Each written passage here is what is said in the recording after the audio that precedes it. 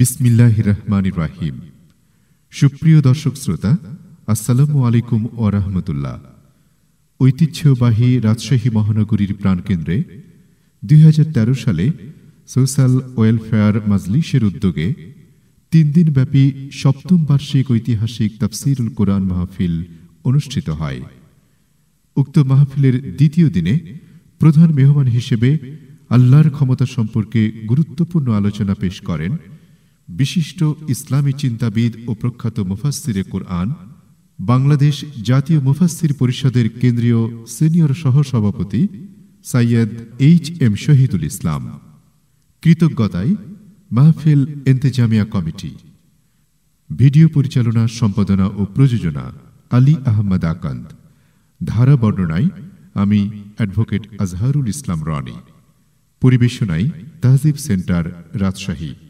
Mobile 017120640033, mobile 017120640।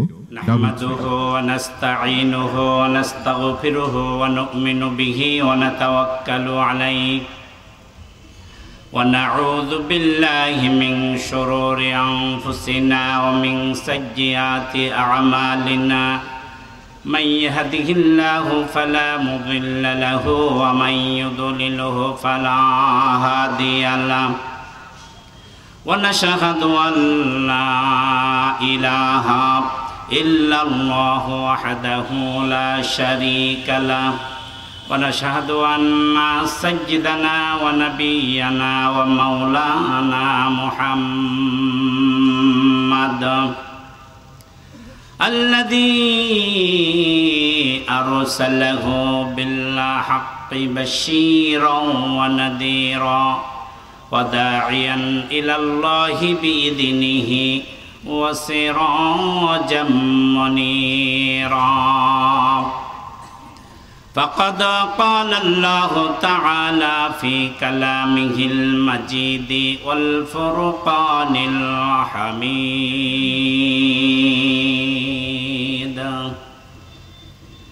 জবান খুলে সবাই পড়ি।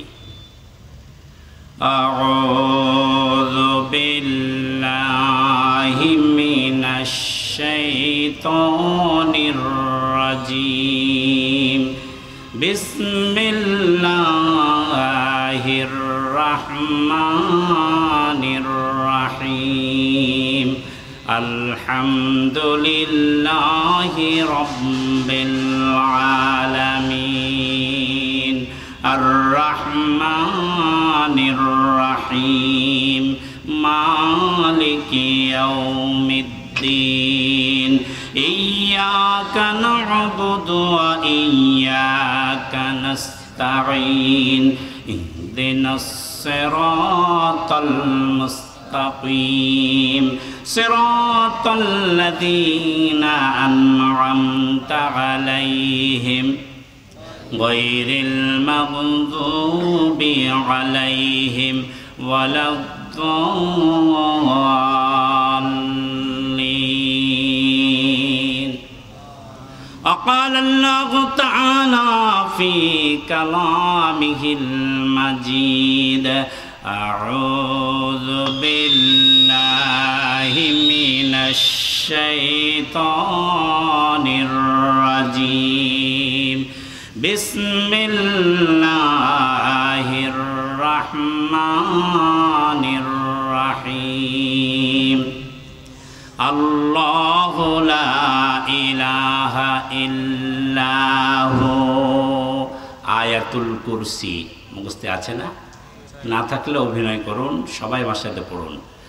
আল্লাহু লা ইলাহা ইল্লা হু আল হাইয়ুল কাইয়্যুম লা তা'খুযুহু সিনাতুন ওয়া লা নাওম লাহু মা ফিস সামাওয়াতি ওয়া মা ফিল আরদ। من ذا الذي يشفع عنده إلا بإذنه يعلم ما بين أيديهم وما خلفهم ولا يحيطون بشيء من علمه إلا بما شاء وسع كرسيه السماوات والأرض ولا يؤوده حفظهما وهو العلي العظيم. وفي رواية حديث حدثنا محمد بن إسماعيل قال حدثنا حميدي حدثنا سفيان بن عيينة في تفسير حديث عبد الله بن مسعود قال ما خلق الله من سماء والأرض وأعجم من آية الكرسي. قال سفيان لأن آية الكرسي هو كلام الله أعجم من خلق الله من السماء والأرض رواه الترمذي. وقال الله تعالى في شان رسول الله صلى الله عليه وسلم بالقرآن الكريم إن الله وملائكته يصلون على النبي يا أيها الذين آمنوا صلوا عليه وسلموا تسليما.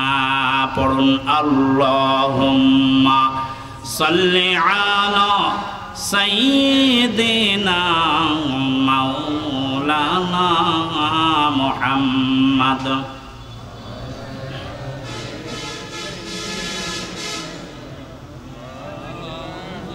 রাসূলের শানে মহাব্বতের টানে অন্তরের অন্তঃস্থল থেকে প্রত্যেক মুমিনের জবান থেকে উচ্চারিত হবে আল্লাহুম্মা সাল্লি আলা সাইয়্যিদিনা মাওলানা মুহাম্মদ।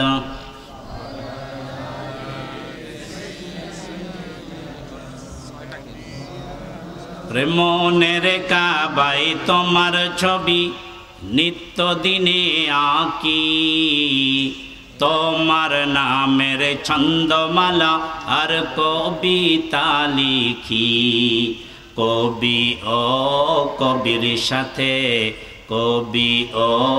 কবির সাথে গড়ে সাধের মিতালি ও মদিনার বুলবুলি তোমার নামের ফুল তুলি আল্লাহুম্মা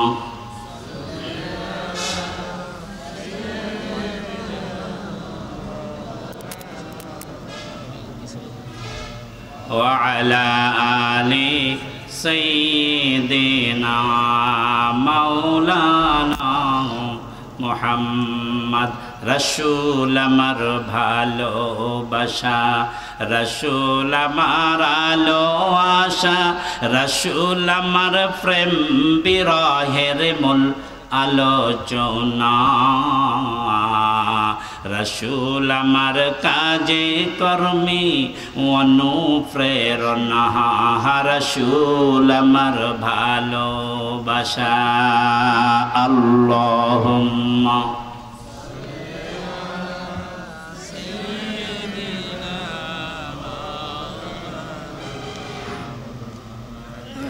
وعلى آل سيدنا مولانا محمد। 3 দিনব্যাপী ঐতিহাসিক তাফসিরুল কোরআন মাহফিল সোশ্যাল ওয়েলফেয়ার মজলিস কর্তৃক আয়োজিত আজকের সভার সম্মানিত সভাপতি, প্রধান অতিথি, বিশেষ অতিথিবৃন্দ, সম্মানিত ওলামায়ে কেরাম, সুধী মণ্ডলী, প্রাণের প্রিয় যুবক ভাইরা, পদ্মার আড়ায়ে সম্মানিতা মা ও বোনেরা, আসসালামু আলাইকুম ওয়া রাহমাতুল্লাহ। সম্মানিত হাজিরিন, ওই যে দেখুন মাথার উপরে আসমান, পায়ের নিচে জমিন, এর মধ্যে যত কথা আছে আল্লাহর কোরআনের চাইতে উত্তম, সুন্দর, শ্রেষ্ঠ আর কোনো কথা আছে কি? জোরে বলেন, আরেকবার কোন? খায়রুল কালামি কালামুল্লাহ। সবচেয়ে উত্তম, সুন্দর, শ্রেষ্ঠ কার কথা? বিশ্বাস হলে হাতখানা তুলে বলুন কার কথা? নবীজি বলেছেন মাজালিসুল ইলম হিয়া মাজালিসুল কোরআন। মাজালিসুল কোরআন হিয়া রাউজাতুম মিন রিয়াজিল জান্নাহ। সুবহানাল্লাহ বলবেন না? এত আস্তে করে বলবেন, আরেকবার বলবেন না? নবী বলছেন যেখানটা কোরআনের মজলিস, যেটা কোরআন হাদিসের এলম চর্চার মজলিস, ওটা আর ঈদগাহ মাঠ থাকে না, ওটা দড়ি খড়বানা থাকে না, ওটা রেল লাইন থাকে না, ওটা হয়ে যায় আল্লাহর জান্নাতের বাগানের একটা অংশ, জান্নাত। চিৎকার দিয়ে বলেন মারহাবা। আল্লাহ নবী সত্য বলেছেন না মিথ্যা? যদি সত্য বলে থাকেন, আল্লাহ নবীর ভাষায় এই মাঠটুকু এখন আল্লাহর জান্নাত। জোরে বলবেন না? এই জান্নাতে বসে থাকতে কাদেরকে ভালো লাগবে? জি, যাদের মধ্যে কোরআনের মহব্বত আছে, যাদের মধ্যে ঈমান আছে। আর যাদের মধ্যে কোরআনের মহব্বত নেই, যাদের মধ্যে ঈমান নেই, তাদেরকে মজলিস বড়ই বিরক্তিকর মনে হবে। জোরে বলেন। সম্মানিত ভাইরা, এখান থেকে উঠে চলে যেতে চাইবে কে? যার কোরআনের সাথে সম্পর্ক ভালো নাই, ঠিক না বেঠিক? তবে হ্যাঁ, আপনাকে আমাকে ধোঁকা দিয়ে বোকা বানিয়ে কোরআনের মাহফিল থেকে উঠিয়ে নেওয়ার জন্য শত চেষ্টায় লিপ্ত আছে মিস্টার ইবলিশ। আমি জানতে চাই, আপনারা কি ইবলিশের ধোঁকায় পড়তে রাজি আছেন? জোরে কোন রাজি আছেন? কে কে রাজি? হাত তুলেন। আল্লাহ আমাদেরকে কবুল করুন। জোরে কান আমিন। এই যে আমার দিকে তাকান, আল্লাহর কোরআন হাতে করে কথা বলছি। এই কোরআনের সর্বশ্রেষ্ঠ আয়াত, আমি তিরমিজি শরীফের হাদিস পড়েছি। নবীজি বলেছেন, আল্লাহ রাসূল বলছেন, হুয়া কালামুল্লাহ আযমু মিন খালকিল্লাহি মিনাস সামাই ওয়াল আরদ। আসমান জমিনে আল্লাহর যত জিনিস আছে, আল্লাহর যত সৃষ্টি আছে, সকল সৃষ্টির শ্রেষ্ঠ, সবার শ্রেষ্ঠ আল্লাহর কোরআন। আর কোরআনের মধ্যে সর্বশ্রেষ্ঠ আয়াত আয়াতুল কুরসি। চিৎকার দিয়ে কান মারহাবা। আজকে এই আয়াতুল কুরসির আলোকে আমি আপনাদের সামনে কথা উপস্থাপন করব। ওমা তাওফিক ইল্লা বিল্লাহ আলাইহি তাওয়াক্কালতু ওয়া ইলাইহি উনীব। আমরা সকলে পড়ি ইনশাআল্লাহ। জোরে বলুন ইনশাআল্লাহ। সম্মানিত হাজিরিন, এই কোরআন নিয়ে চক্রান্ত অতীতেও হয়েছে, বর্তমানেও চলছে, ভবিষ্যতেও চলবে, ঠিক না বেঠিক? জোরে কান ঠিক না বেঠিক? সম্মানিত হাজিরিন, এই যে আমার হাতে কোরআন, এটা নিয়ে ষড়যন্ত্র আল্লাহ রাসূলের যুগেও হয়েছে, অতীতেও হয়েছে, বর্তমানেও হচ্ছে, কিয়ামত পর্যন্ত চলবে। এটাই স্বাভাবিক। এই কোরআন নির্ভুল, নিখুঁত, এর মধ্যে কোনো ভেজাল নেই। এর শুরু থেকে শেষ এ টু জেড, বিসমিল্লার বা থেকে সূরা নাসের সিন পর্যন্ত যতটুকু, সবটুকু আল্লাহর কথা, ঠিক না ঠিক? কদিন আগে নাসা বিজ্ঞানীরা কোরআন নিয়ে গবেষণা করতে গিয়ে তারা একটা তথ্য প্রকাশ করলো। The NASA scientist have gone through experiment whether there is any mistake in the holy Quran. তারা কোরআনের একটি ভুল বের করার জন্য শত চেষ্টায় লিপ্ত হলো। They have gone from A to Z of the Quran. কোরআনের শুরু থেকে শেষ পর্যন্ত তন্ন তন্ন করে তারা মেলালো, কিন্তু কম্পিউটারের মনিটরের পর্দায় রেজাল্ট বের হয়ে আসলো। Finally the computer shows the result that it is as a book where there is no mistake, no wrong, no doubt, no suspicion in the Holy Quran. চিৎকার দেখুন মারহাবা। বিজ্ঞান যখন প্রমাণ করছে কোরআন নির্ভুল, তখন আমার দেশের এক শ্রেণীর বুদ্ধি বিক্রি করে খায়। যারা মাছ বিক্রি করে তাদেরকে মৎস্যজীবী বলে, যারা আইন বিক্রি করে তাদেরকে আইনজীবী বলে, আর যারা মাথার বুদ্ধি বিক্রি করে খায়, এক শ্রেণীর টাক পড়া, মাথা পড়া এক শ্রেণীর কিছু বুদ্ধিজীবী, এরা বলছে কোরআন অচল, কোরআন দিয়ে দেশ চালানো যাবে না। জোরে বলবেন না নাউজুবিল্লাহ? আর জোরে কান নাউজুবিল্লাহ। সম্মানিত ভাইরা, আসুন সকল শয়তানি চক্রান্ত থেকে, কার্যক্রম থেকে নিজের আত্মাকে মুক্ত করে নিয়ে আল্লাহর কোরআন শোনার চেষ্টা করি। সকলে বলুন আমিন। আর জোরে কান আমিন। সম্মানিত হাজিরিন, আমি দীর্ঘ সময় আপনাদেরকে বিরক্ত করব না। আয়াতুল কুরসির আল্লাহ তাআলা সর্বশ্রেষ্ঠ আয়াত করেছেন। এর মধ্যে আল্লাহ তাআলা 10টি ক্ষমতার কথা বলেছেন। এক আয়াতে 10 ক্ষমতা। জোরে কন কয়? আরেকবার কন। এই জন্য এই আয়াতটিকে কোরআনের 6666টি আয়াতের মধ্যে সর্বশ্রেষ্ঠ আয়াত করা হয়েছে। তো এই আয়াতের তাফসির আজকে উপস্থাপিত হবে। এই 10টি ক্ষমতা, আল্লাহর 10টি ক্ষমতা না শুনে যদি কেউ উঠে যান, বুঝবো তার আল্লাহর সাথে সম্পর্কের ঘাটতি আছে। আল্লাহ আমাদের সকলকেই এই 10টি ক্ষমতা শুনে, আয়াতুল কুরসির তাফসীর শুনে সে অনুযায়ী আমল করার তৌফিক দান করুন। জোরে কান আমিন। আপনাদের জন্য একটা নতুন খবর আছে, সেটি হলো যে আমি গত মার্চ মাসে ইন্ডিয়া গেছিলাম।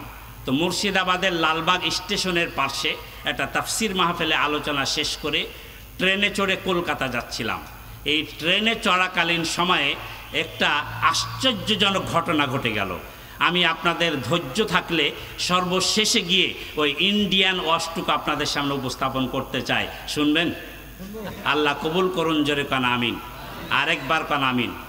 আসুন আমরা কোরআনের আলোচনা শুরু করি। জবান খুলে আমার সাথে পড়ুন।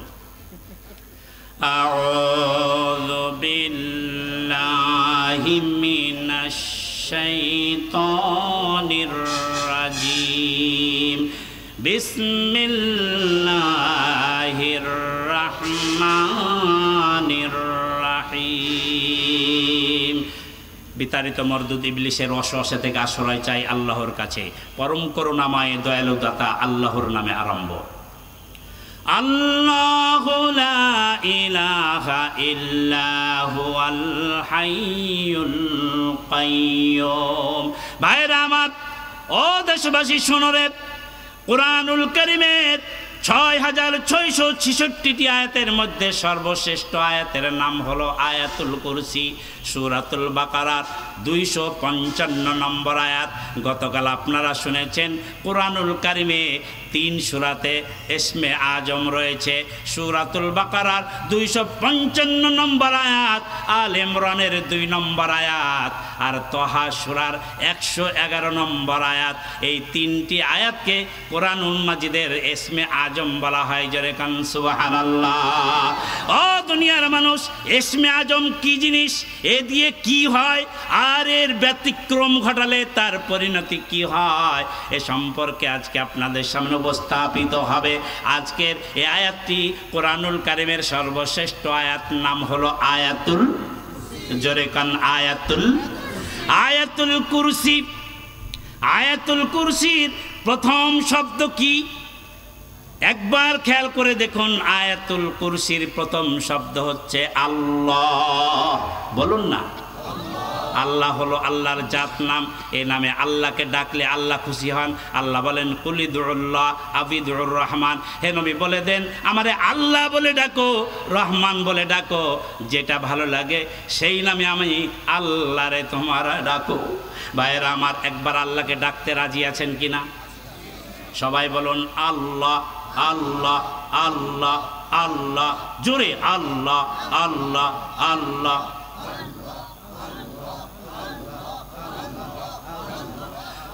আল্লাহ আল্লাহ আল্লাহু লা ইলাহা ইল্লাহু।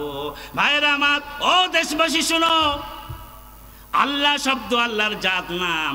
আল্লাহর সমতুল্য অন্য কোনো শব্দ দিয়া আল্লাহকে বোঝানো যাবে না। আল্লাহর অনেক সিফাতি নাম রয়েছে, আসমাউল হোসনা, অনেক সুন্দর সুন্দর আল্লাহর নাম রয়েছে। তবে আল্লাহর একটাই জাত নাম, সেটা হলো আল্লাহ। এর ব্যতিক্রম কোনো শব্দ দিয়ে আল্লাহকে বোঝানো যাবে না। যদিও সনাতন ধর্মের অনুসারীরা আল্লাহকে ভগবান বলে, আর খ্রিস্টানেরা ইহুদিরা আল্লাহকে ঈশ্বর বলে, গড বলে, কিন্তু এইটা দিয়া আল্লাহর সমতুল্য, আল্লাহর সমান হতে পারে না। জোরে কান ঠিক কিনা? ভগবানের ভ বাদ দিলে থাকবে গবান। পিটাও, মারো, ধরো, তাহলে গবান দিয়ে আল্লাহ বুঝাই না। গবানের গ বাদ দিলে থেকে যায় বান। বান মারো মানে তারে জাদু করো, এটা আল্লাহর শানের খেলাফ। জোরে কান ঠিক কিনা? এবার বানের বাদ দিয়ে বা বাদ দিয়ে দিলে, বা একেবারে বা বাদ দিলে দন্তান্ন মানে নাই। এবার আল্লাহকে নাই করে দেওয়া হলো। তাহলে ভগবান দিয়া আল্লাহর সমতুল্য হতে পারে না। জোরে কান পারে? এবার আল্লাহ শব্দটি কত সুন্দর। আল্লাহ রাব্বুল আলামিন আল্লাহ শব্দ দিয়ে আল্লাহ নিজে পরিচয় দিচ্ছেন। নবীকে বলেন কুল হু আল্লাহু আহাদ। মুখস্থ আছে না? পড়েন না ভাই, আল্লাহর কোরআন পড়লে কি গুনাহ হবে না নাকি হবে? একটু জবান করে পড়ুন, কুল হুয়াল্লাহু আহাদ আল্লাহুস সামাদ লাম ইয়ালিদ ওয়া লাম ইউলাদ ওয়া লাম ইয়াকুল লাহু কুফুয়ান আহাদ। আল্লাহ রাব্বুল আলামিন সূরা ইখলাসে তার নিজের পরিচয় দিচ্ছেন। নবী গো আপনি বলে দেন আল্লাহ আহাদ। আল্লাহ কয়? জোরে বলেন, আরো জোরে কন। আল্লাহ একক, আল্লাহ এক, আল্লাহর অদ্বিতীয় কেউ নেই। বলে আল্লাহর আগে কে ছিল? আল্লাহর বাপ কে ছিল? আল্লাহর মা কে ছিল? ভাই একের আগে কি আছে বলেন তো? একের আগে জিরো। আল্লাহ হলেন এক, আল্লাহর আগে যা কিছু সবই জিরো। আরেকবার কন মারহাবা। আল্লাহ বললেন আল্লাহু আহাদ, আল্লাহ একক, আল্লাহ এক, আল্লাহর দ্বিতীয় নাই। আল্লাহুস সামাদ, আল্লাহ স্বয়ং সম্পূর্ণ। ইন্নাল্লাহা লা ইউগাইয়িরু আনিল আলামিন, নিশ্চয় আল্লাহ তাআলা দুনিয়ার সব কিছুর উপরে অবস্থাবান, সমস্ত কিছুর উপরে তিনি ক্ষমতাবান। আল্লাহ তাআলা সব কিছুর কারো মুখাপেক্ষী নন, আল্লাহ স্বয়ং সম্পন্ন। আরেকবার কোন সুবহানাল্লাহ। লাম ইয়ালিদ ওয়া লাম ইউলাদ, খ্রিস্টানরা বলেছিল ওয়াকালাতিন নাসারাল মাসীহ ইবনুল্লাহ। খ্রিস্টানরা বলে আল্লাহর একটা বেটা আছে। মরিয়মকে যখন তার মা বাইতুল মুকাদ্দাসের মেহরাবের মধ্যে রেখে দিল, এক যুবতী, তার সাথে কোনো পুরুষ মানুষের সাক্ষাৎ তো দূরের কথা, স্পর্শ তো দূরের কথা, কোনোদিন কোনো পুরুষ মানুষ তারে দেখা নাই। আল্লাহর ঘর মসজিদের মেহরাবে থাকে।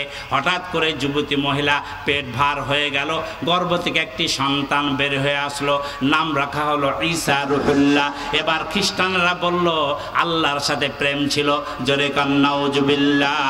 আল্লাহর সাথে প্রেম করেছে মারিয়া, এজন্য মারিয়া হলো আল্লাহর স্ত্রী।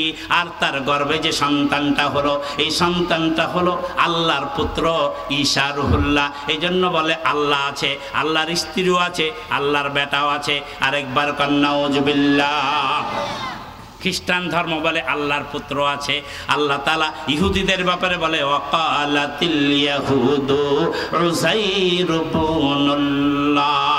আর ইহুদিরা বলে উজাইর, উজাইর নামে একজন নবী ছিল। আবার কেউ কেউ বলে উজাইর মুসাকে বোঝানো হয়েছে। যাকেই বোঝানো হোক না কেন, এই নবীকে তারা আল্লাহর পুত্র বলে দাবি করে। তারাও বলে আল্লাহর পুত্র আছে। আল্লাহ তাআলা বলেন নবী গো আমি আল্লাহর পরিচয় বিশ্ববাসীর কাছে স্পষ্ট করে বলে দেন। আল্লাহ তাআলা বলেন, নবী বলেন লাম ইয়ালিদ ওয়া লাম ইউলাদ ওয়া লাম ইয়াকুল লাহু কুফুয়ান আহাদ। হে নবী বলেন আমি কারো বেটা নই, আমার কোনো বেটা নেই, আমি কারো জন্ম দেই নাই, আমি কারো দ্বারা জন্মিত হই নাই। লাম ইয়ালিদ ওয়া লাম ইউলাদ ওয়া লাম ইয়াকুল লাহু কুফুয়ান আহাদ, আমার সমতুল্য হওয়ার ক্ষমতা কারো নাই। জোরে কান আছে? আরেকবার করা আছে? ভাইয়ের আমার, এর নাম হলো আল্লাহ। এই জন্য আল্লাহর সমতুল্য কাউকে বানানো যাবে না। আল্লাহ হলেন স্বয়ং সম্পন্ন। Allah is the source of all power, he is able to do all things. সব বিষয়ে যার ক্ষমতা, তার নাম আল্লাহ। ঠিক না বে ঠিক? জোরে কন।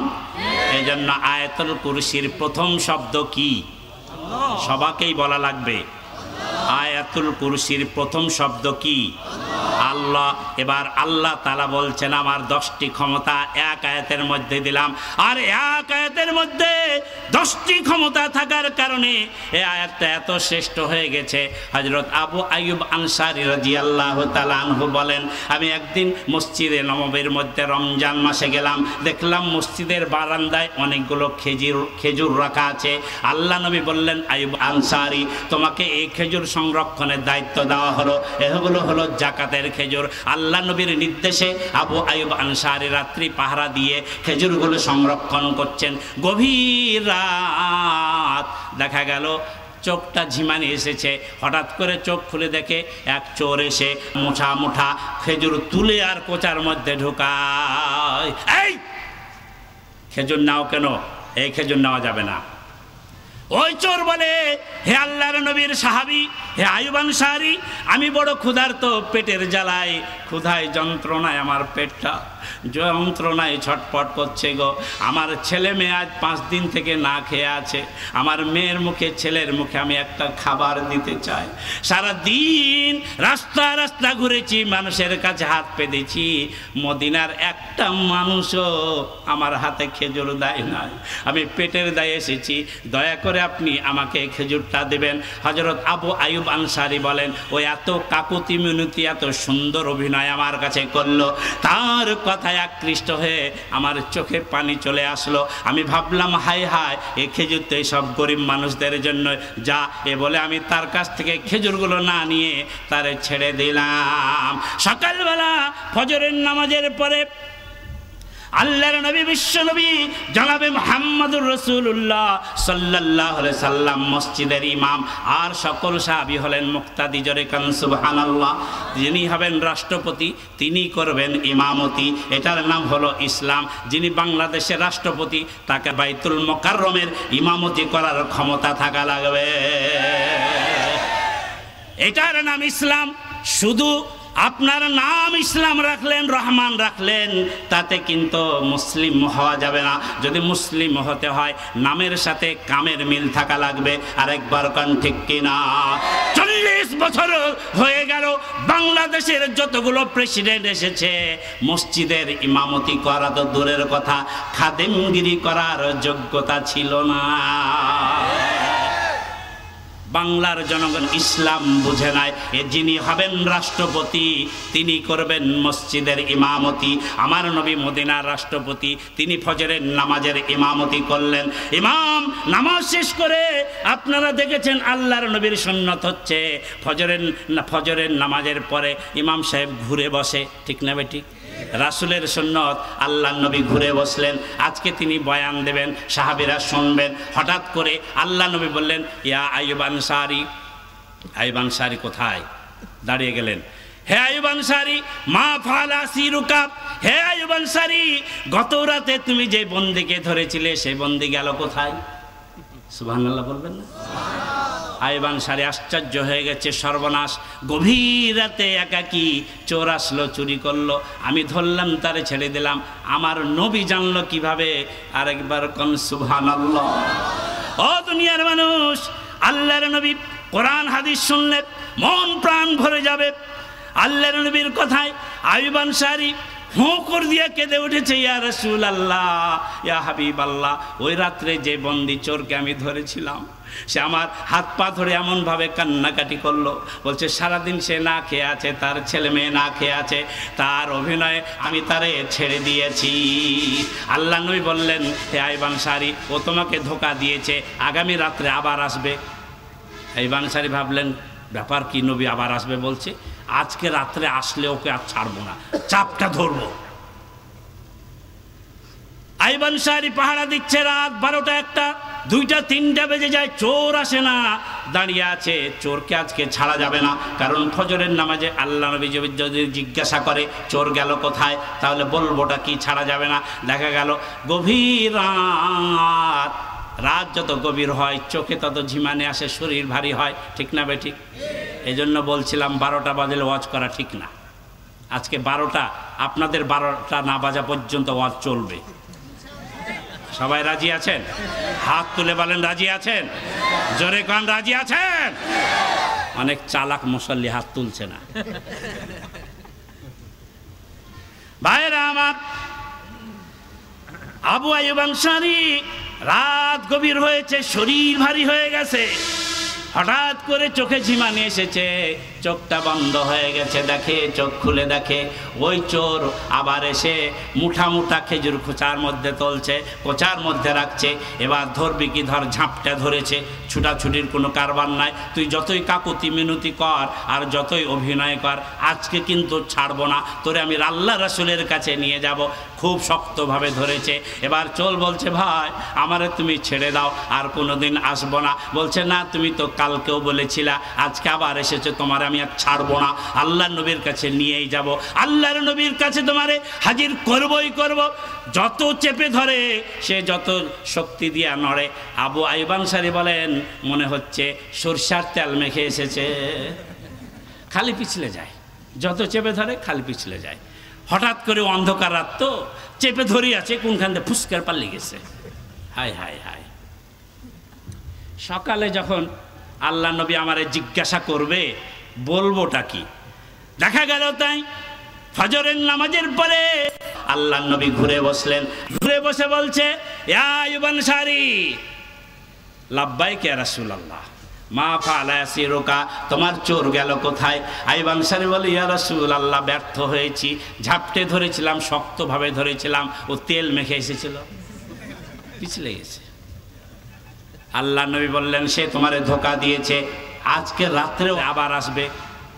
আইয়ুব আনসারী ভাবলেন, ব্যাপার কি, নবী আবার আসবে বলছে, আজকে রাত্রে আসলে ওকে আর ছাড়বো না, চাপটা ধরবো। ফজরের নামাজের পরে ইমাম সাহেব ঘুরে বসে, ঠিক না বেঠিক? রাসূলের সুন্নত, আল্লাহ নবী ঘুরে বসলেন, আজকে তিনি বয়ান দেবেন, সাহাবীরা শুনবেন। হঠাৎ করে আল্লাহ নবী বললেন, ইয়া আইয়ুব আনসারী, তোমার সেই চোর গেল কোথা? আইয়ুব আনসারী বলেন, ইয়া রাসূলুল্লাহ, সে আমারে কোরআন শিক্ষা দিয়েছে, এমন একটা সুন্দর আয়াত শিক্ষা দিয়েছে, সে বলেছে আয়াতটা কেউ যদি ঘরের মধ্যে রাত্রে শোয়ার পূর্বে আয়াতটা তেলাওয়াত করে তাহলে ও চোর বলছে ওই ঘরে শয়তান প্রবেশ করবে না। আল্লাহ নবী বললেন, ক্বালা রাসূলুল্লাহ সাল্লাল্লাহু আলাইহি সাল্লাম, আল্লাহ নবী বললেন, সাদাকাত, সে সত্য বলেছে। আরেকবার কোন সুবহানাল্লাহ। আল্লাহর নবী বললেন, ও সত্য বলেছে, ওহুয়া কায্যুব, কিন্তু সে বড় মিথ্যাবাদী, সে সমাজ তোমার সাথে ধোঁকাবাজি করেছে। তালাম তালাম, হে আইয়ুব আনসারী, তুমি কি জানো, মান তাখাতবা মুনজু সালাসালায়ালিন, 3 রাত ধরে তুমি কার সাথে বাকবিতণ্ড করছো, কে তোমার সাথে দেখা করছে, ওই লোকটাকে কি তুমি চিনতে পেরেছো? ক্বালা আইয়ুব আনসারী লা, আইয়ুব আনসারী বললেন, না না, আমি চিনতে পারি নাই। ক্বালা রাসূলুল্লাহ সাল্লাল্লাহু আলাইহি সাল্লাম, আল্লাহ নবী বললেন, যাকা শয়তান রাহু তিরমিজি, তিরমিজি শরীফের মধ্যে বর্ণিত হয়েছে। আল্লাহ নবী বললেন, আইয়ুব আনসারী রে, ওই লোকটাই শয়তান। আরেকবার কোন সুবহানাল্লাহ। কথা হচ্ছে, শয়তান এসে উপদেশ দিল আয়াতুল কুরসি পড়লে ঘরের মধ্যে শয়তান যেতে পারে না, বুঝছেন না? শয়তান কখন উপদেশ দেয়? যখন ঠেলায় পড়ে, ঠিক না ঠিক? জোরে কোন ঠিক কিনা ভাইয়ের আমার? এই জন্য হযরত আলী বলছেন, আন আলী জিন রাদিয়াল্লাহু তাআলা আনিন নবী সাল্লাল্লাহু আলাইহি সাল্লাম قال মান ক্বারা আয়াতুল কুরসি দাব্বারা কুল্লু সালাওয়াতিন মাকতুবাতিন লাম ইয়ামনাউহু মিন দুখুলিল জান্নাতি ইল্লাল মাউতে, রাহুল বাইহাকি। ভাইয়ের আমার, আল্লাহর নবী বিশ্ব নবী জনাবে মুহাম্মদুর রাসূলুল্লাহ সাল্লাল্লাহু আলাইহি সাল্লাম বলেছেন, যে ব্যক্তি প্রতি নামাজের, ফরজ নামাজের পরে সালাওয়াতিন মাকতুবাতিন, মাকতুবাত মানে ফরজ, ফরজ নামাজের পরে যে ব্যক্তি একবার করে আয়াতুল কুরসি পাঠ করবে, আল্লাহর নবী বিশ্বজাহানের নবী মুহাম্মদুর রাসূলুল্লাহ সাল্লাল্লাহু আলাইহি সাল্লাম বলেছেন, ওই ব্যক্তির জান্নাতে যেতে কোনো বাধা থাকবে না, ইল্লাল মাউত, অর্থাৎ মরলেই তার জন্য জান্নাত। আরেকবার কোন সুবহানাল্লাহ। আয়াতুল কুরসি মুখস্থ আছে কার কার? হাত তোলেন। অনেকের নাই। আমি অনুরোধ করব, মুসলমানের বাচ্চা হাত নামা। আয়াতুল কুরসি মুখস্থ নাই। যদি মনের মধ্যে খেদ পয়দা করতে পারেন আজকের তাফসীর মাহফিল থেকে, আমি মুসলমানের ঘরে জন্মগ্রহণ করেছি, যেভাবেই হোক আয়াতুল কুরসি মুখস্থ করব। আল্লাহ কবুল করুন, জোরে কান আমিন। ভাইয়েরা আমার, এই আয়াতুল কুরসির এত ফজিলত কেন দেওয়া হয়েছে? হুজুরের কাছে পানি নিয়ে যাবেন, ফুঁ দিবে, চোখ ব্যথা করছে, পেট ব্যথা হচ্ছে, আপনি হুজুর একটু পানি পড়ে দেন। হুজুর কি পড়ে ফুঁ দেয় জানেন? আজকে আমি সাজেশনটা ফাঁস করে দেই। হুজুরদের মানে কৌশল হচ্ছে আয়াতুল কুরসি পড়ে ফুঁ দেয়। জোরে কান সুবহানাল্লাহ বলবেন। হুজুরের এখানে কোনো কেরামতি নাই, কেরামতি হলো আয়াতুল কুরসির, ঠিক না বে ঠিক? জোরে কান। ও দুনিয়ার মানুষ শোনারে, কেন আয়াতুল কুরসির এত গুরুত্ব? আপনি রাতের অন্ধকারে একাকী হেঁটে যাচ্ছেন। আজকে মানুষ আজকে মানুষ জিন ভূত দেখে ভয় পায় না, মানুষ মানুষকে দেখলে ভয় পায়। একাকী নির্জনে যখন রাস্তা দিয়ে যাবেন, একটা যদি মানুষের সাথে দেখা হয়, জানটা ধুড়ুক ধুড়ুক ধুড়ুক করে, মনে হয় চোর না বাটপার, আমার ছিনতাই করবে, সব বুঝি কেড়ে নেবে। অন্ধকার রাতে একাকী নির্জনে একজন মানুষ আর একজন মানুষের দেখা পেলে সাহস বাড়ার কথা, কিন্তু মানুষের সাহস তো বাড়েই না, বরং ভয় বেড়ে যায়। জোরে কান ঠিক কিনা?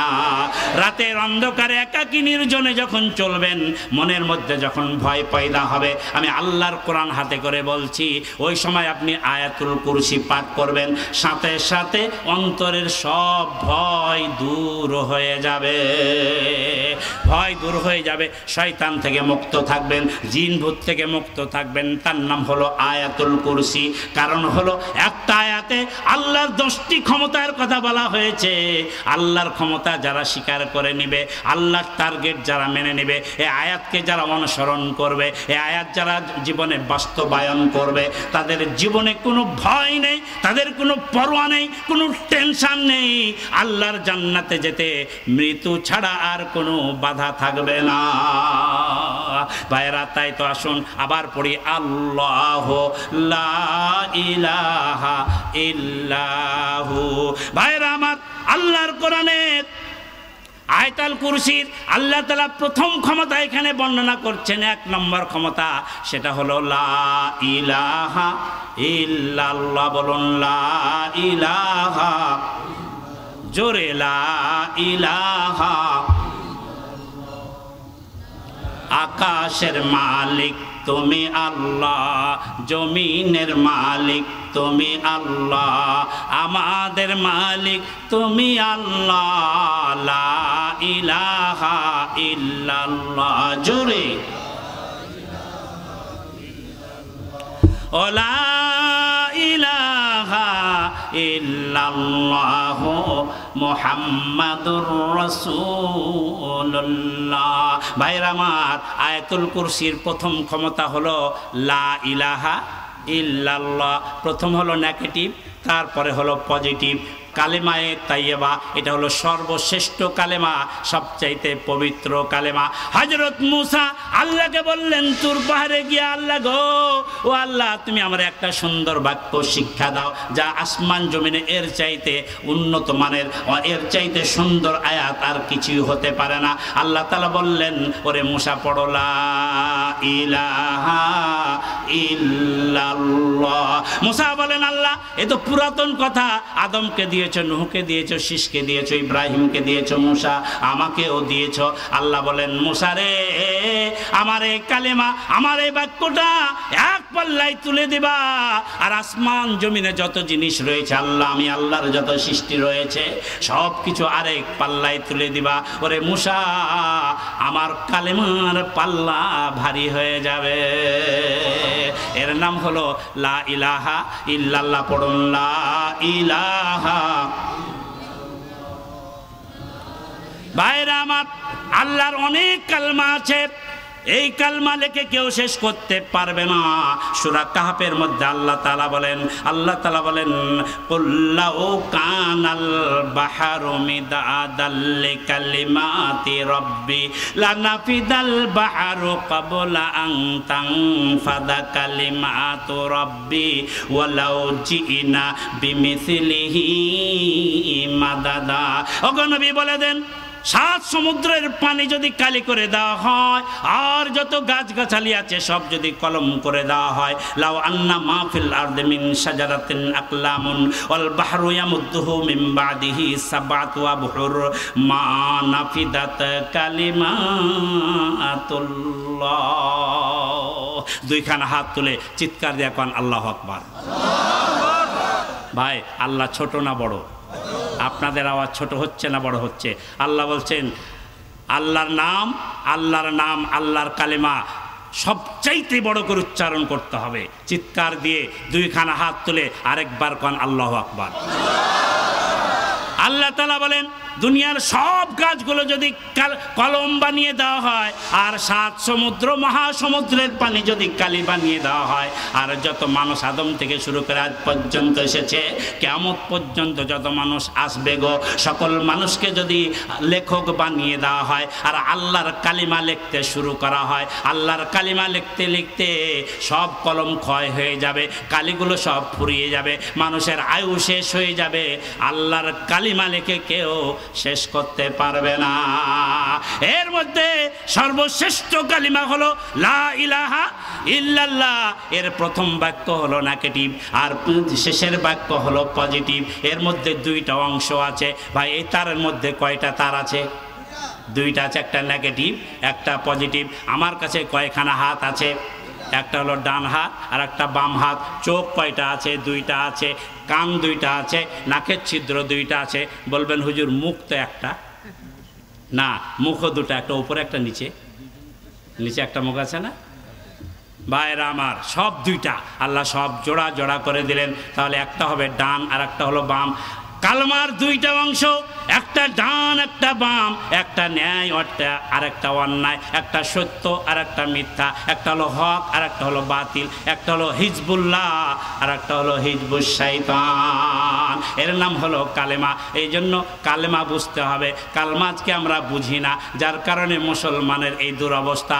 আজকে কালেমা যদি বুঝতাম তাহলে কালমা পড়ার কারণে সেই সময় মানুষ মার খেয়েছে, আর আজকের যুগে কালেমা পড়লে দাওয়াত পাওয়া যায়, আর বাড়ি বাড়ি হুজুর বলে বড় সম্মান পাওয়া যায়। আরেকবার কোন ঠিক কিনা? কিন্তু কালেমার সঠিক হক যদি আদায় করেন তাহলে আপনাকে রাষ্ট্রদ্রোহী বানায়া, মানবতা বিরোধী বানায়া জেলখানায় ভরে মৃত্যুদণ্ডের রায় দিয়ে দেয়। ও বাংলাদেশের মানুষ, কালেমা না বুঝার কারণে আজকে মুসলমানের এই দুরবস্থা সৃষ্টি হয়েছে। আজকে মানুষকে বুঝতে হবে কালেমার 2টা অংশ, একটা হলো ডান আর একটা হলো বাম। আমাদের মানুষের মধ্যে একদল ডানপন্থী আর একদল বামপন্থী আছে না নাই? বাংলাদেশের মানুষ ডানপন্থী আর বামপন্থী আছে না নাই? ও দুনিয়ার মানুষ দেখো, আল্লাহ তাআলা কোরআনে বলছেন সুম্মা কানা মিনাল্লাযীনা আমানু ওয়া তাওয়াসাউ বিস-সাবরি ওয়া তাওয়াসাউ বিল মারহামা উলাইকা আসহাবুল মাইমানা। মাইমানা হলো ডান। আর আল্লাহ বলেন ওয়াল্লাযীনা কাফারু বিআয়াতিনা হুম আসহাবুল মাশআমা আলাইহিম নারুম মুসাদা। যারা ঈমান আনবে, যারা সৎ আমল করবে, একে অপরকে ধৈর্য ধারণের উপর উপদেশ দেবে আর একে অপরের উপর রহম করবে, আল্লাহ বলছেন এরা হলো ডানপন্থী। আর যারা আল্লাহর কোরআনকে অস্বীকার করবে, আল্লাহর বিধানের বিরোধিতা করবে, আল্লাহর আইন কায়েমের আন্দোলনকে দমায়া দিয়া মানব রচিত মতবাদ প্রতিষ্ঠিত করবে, সোশ্যালিজম, কমিউনিজম আর সেকুলারিজম আর ন্যাশনালিজম, দুনিয়ার যত বস্তা পচা মতবাদ, এই মতবাদের যারা ধ্বজাধারী হবে এরা সবাই হলো আসহাবুল মাশআমা। যারে কান ঠিক কিনা? আল্লাহ তাআলা বলছেন আলাইহিম নারুম মুসাদা, এদের স্থান হবে কঠিন নিকৃষ্ট জাহান্নাম। ভাইরা আমার, আল্লাহ তাআলা কিয়ামতের মাঠে হাসরের দিনে আল্লাহ তাআলা হাসরবাসীকে 2 ভাগ করবেন, একটা হলো ডানপন্থী আর একটা হলো বামপন্থী। সূরা ওয়াকিয়ার মধ্যে আল্লাহ তাআলা বলেন ফাসহাবুল মাইমানাতি মা আসহাবুল মাইমানা ওয়া আসহাবুল মাশআমাতি মা আসহাবুল মাশআমা। যারা ডানপন্থী তারা বড় সৌভাগ্যবান, আর যারা বামপন্থী তারা হলো হতভাগা। আর একবার নাউজুবিল্লাহ। মুসলমানের ঘরের সন্তান কিন্তু তুমি বাম, তোমার জানাজা মুসলমানের জন্য জায়েজ নাই। নামে ইসলাম থাকতে পারে কিন্তু তুমি তো বাম, ঠিক না বেঠিক? বাম, যারা বামপন্থী এরা নাস্তিক, বেঈমান, কোরআনের শত্রু, এদের সাথে কোনো মুসলমানের সম্পর্ক থাকতে পারে না।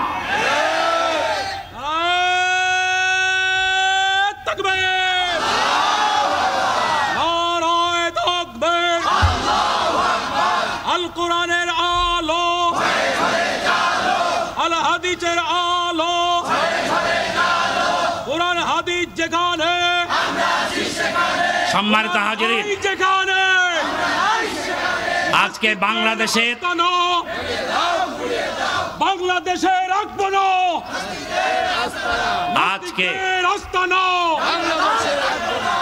আজকে বাংলাদেশে 32টা চ্যানেল আছে, সব বামপন্থীদের দখলে।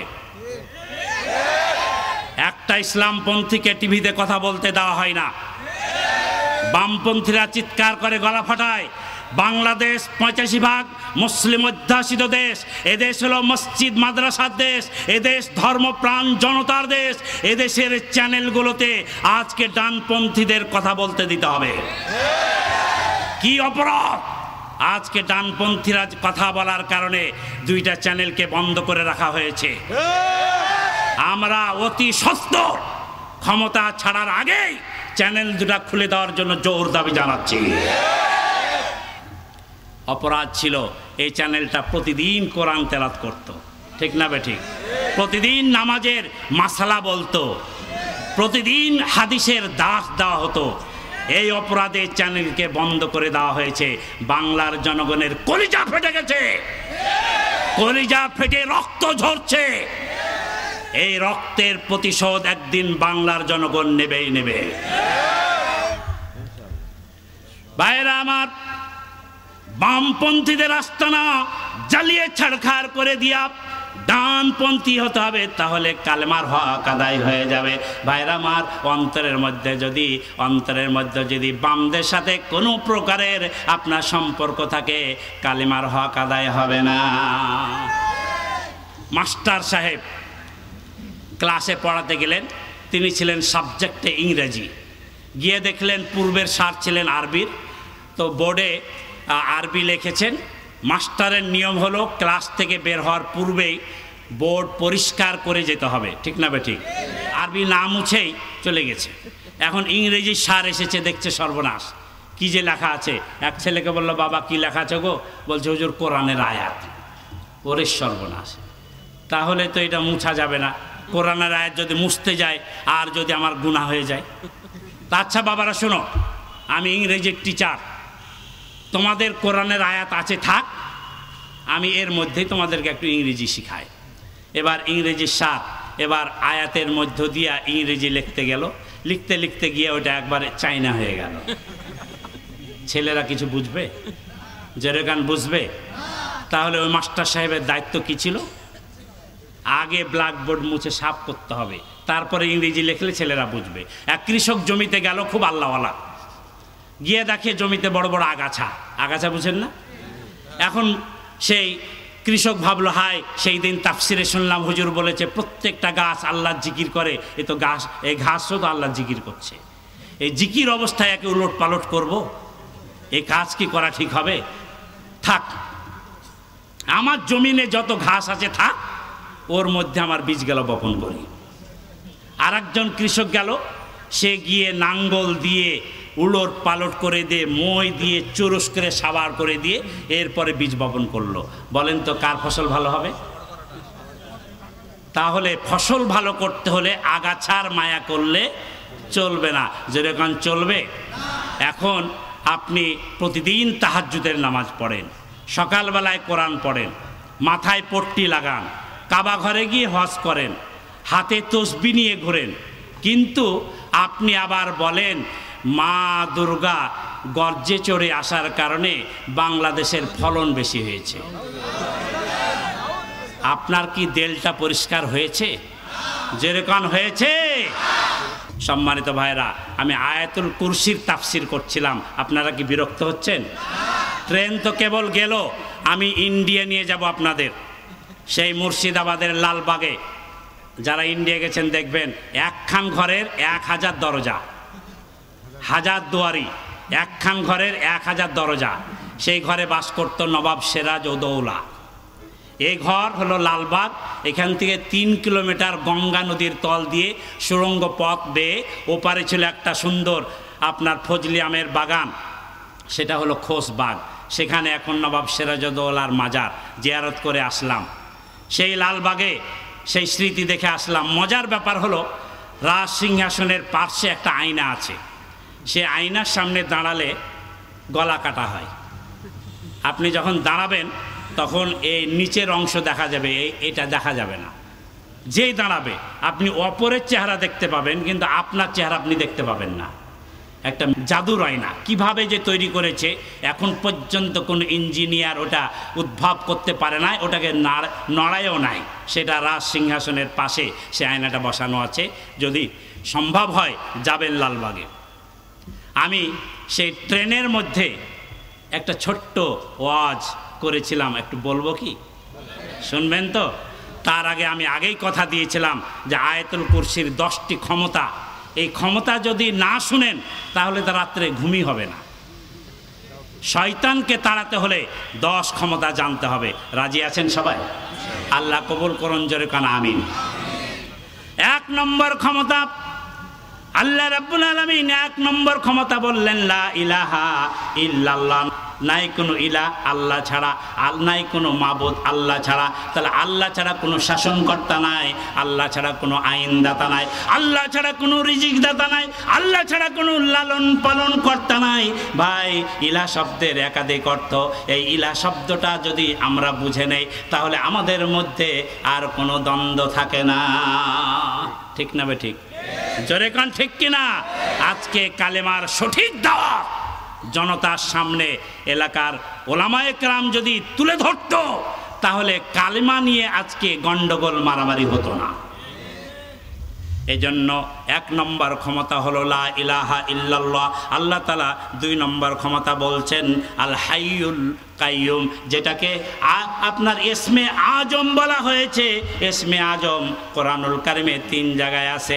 আমি আগেই বলেছি ইসমে আজম হলো 3 জায়গায়। একটা হলো সূরাতুল বাকারার 255 নম্বর আয়াত, আর 2 নম্বরে হলো আলে ইমরানের 2 নম্বর আয়াত, আর 3 নম্বরে হলো সূরা তাহার 111 নম্বর আয়াত। এই 255 নম্বর আয়াত আয়াতুল কুরসির ইসমে আজম হলো আল হাইয়ুল কাইয়ুম। জোরে কান সুবহানাল্লাহ। ও দুনিয়ার মানুষ, ওলামায়ে কেরাম একমত, কোনো ব্যক্তি যদি প্রতিদিন সকালে সন্ধ্যায় অন্য কোনো জিকির না করে শুধু যদি বলে আল হাইয়ু আল কাইয়ুম, আল হাইয়ুম আল হাইয়ু আল কাইয়ুম, আল্লাহর এই যদি সিফাতি নাম ধরে কেউ ডাকে, ওই ব্যক্তি ইসমে আজমের আমল হয়ে যাবে। সুবহানাল্লাহ কোন? ইসমে আজমের এলেম যার মধ্যে থাকবে, আমল যার থাকবে, এমন 2 ব্যক্তির কথা খুব সংক্ষেপে আমি কোরআন থেকে বলতে চাই। বলবো একটু? 2 জন আলেমের কথা আল্লাহ কোরআনে বলেছে, আলেমদের কথা কোরআনে আছে। সূরা নমলের মধ্যে 40 নম্বর আয়াতে এক আলেমের কথা আল্লাহ তাআলা বলেছেন। খুবই সংক্ষেপে শুধু আয়াত তার অর্থ করব।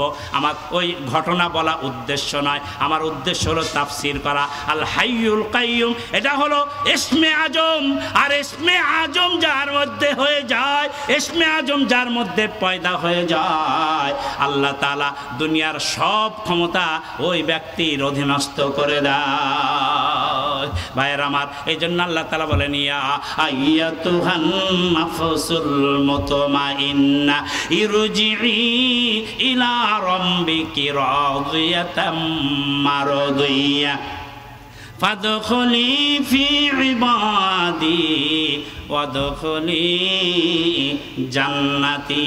ভাইয়ের আমার, আল্লাহ তাআলা বলেন আত্মাকে প্রসিদ্ধ করো, আল্লাহর দলের অন্তর্ভুক্ত হয়ে যাও, এমনভাবে আল্লাহর পথে আসো। আল্লাহ তোমার উপরে রাজি, তুমিও আল্লাহর উপরে রাজি। আর এই অবস্থায় যদি আল্লাহর পথের সৈনিক তুমি হতে পারো রে, আল্লাহ তাআলা বলেন আমার জান্নাত তোমার জন্য অবধারিত। জোরে জোরে কান সুবহানাল্লাহ। ইসমে আজম যারা জানবে সব ক্ষমতা তার অধীনস্থ হয়ে যাবে।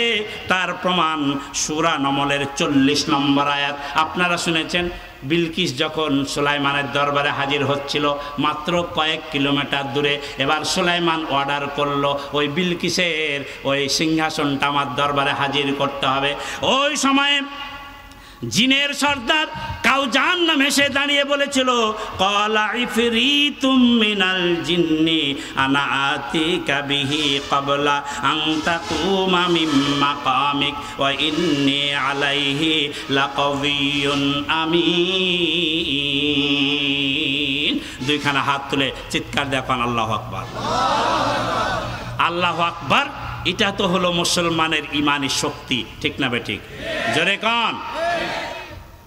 জাতীয় কবি কাজী নজরুল ইসলাম বলেছে, বাজিছে দা মামা বাদরে মামা, শির উঁচু করি মুসলমান, দাওয়াত এসেছে নয়া জামানার, ভাঙা কেলাই ওই উড়ে নিশান, মুখেতে কালেমা হাতে তলোয়ার, বুকে ইসলামের জোশ দুর্বার, হৃদয়ে লইয়া এসকো আল্লাহর, চল চল আগে চল বাজে বিশান, ভয় কিরে তোর গলায় তাবিজ বাধা যে রয়েছে পাক কোরআন, বাজিছে দা মামা বাদরে মামা, শির উঁচু করি মুসলমান। দুইখানা হাত তুলে চিৎকার দেখুন আল্লাহু আকবার।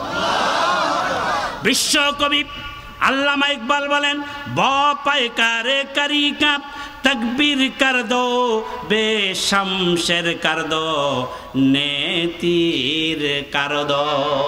তীর শমশের, তীর ধনুকার, তরবারি দিয়া যুদ্ধের ময়দানে যে শক্তি পয়দা না করা যায়, যুদ্ধের ময়দানে আল্লাহু আকবার তাকবীর তার চাইতেও বেশি শক্তি পয়দা করে দেয়।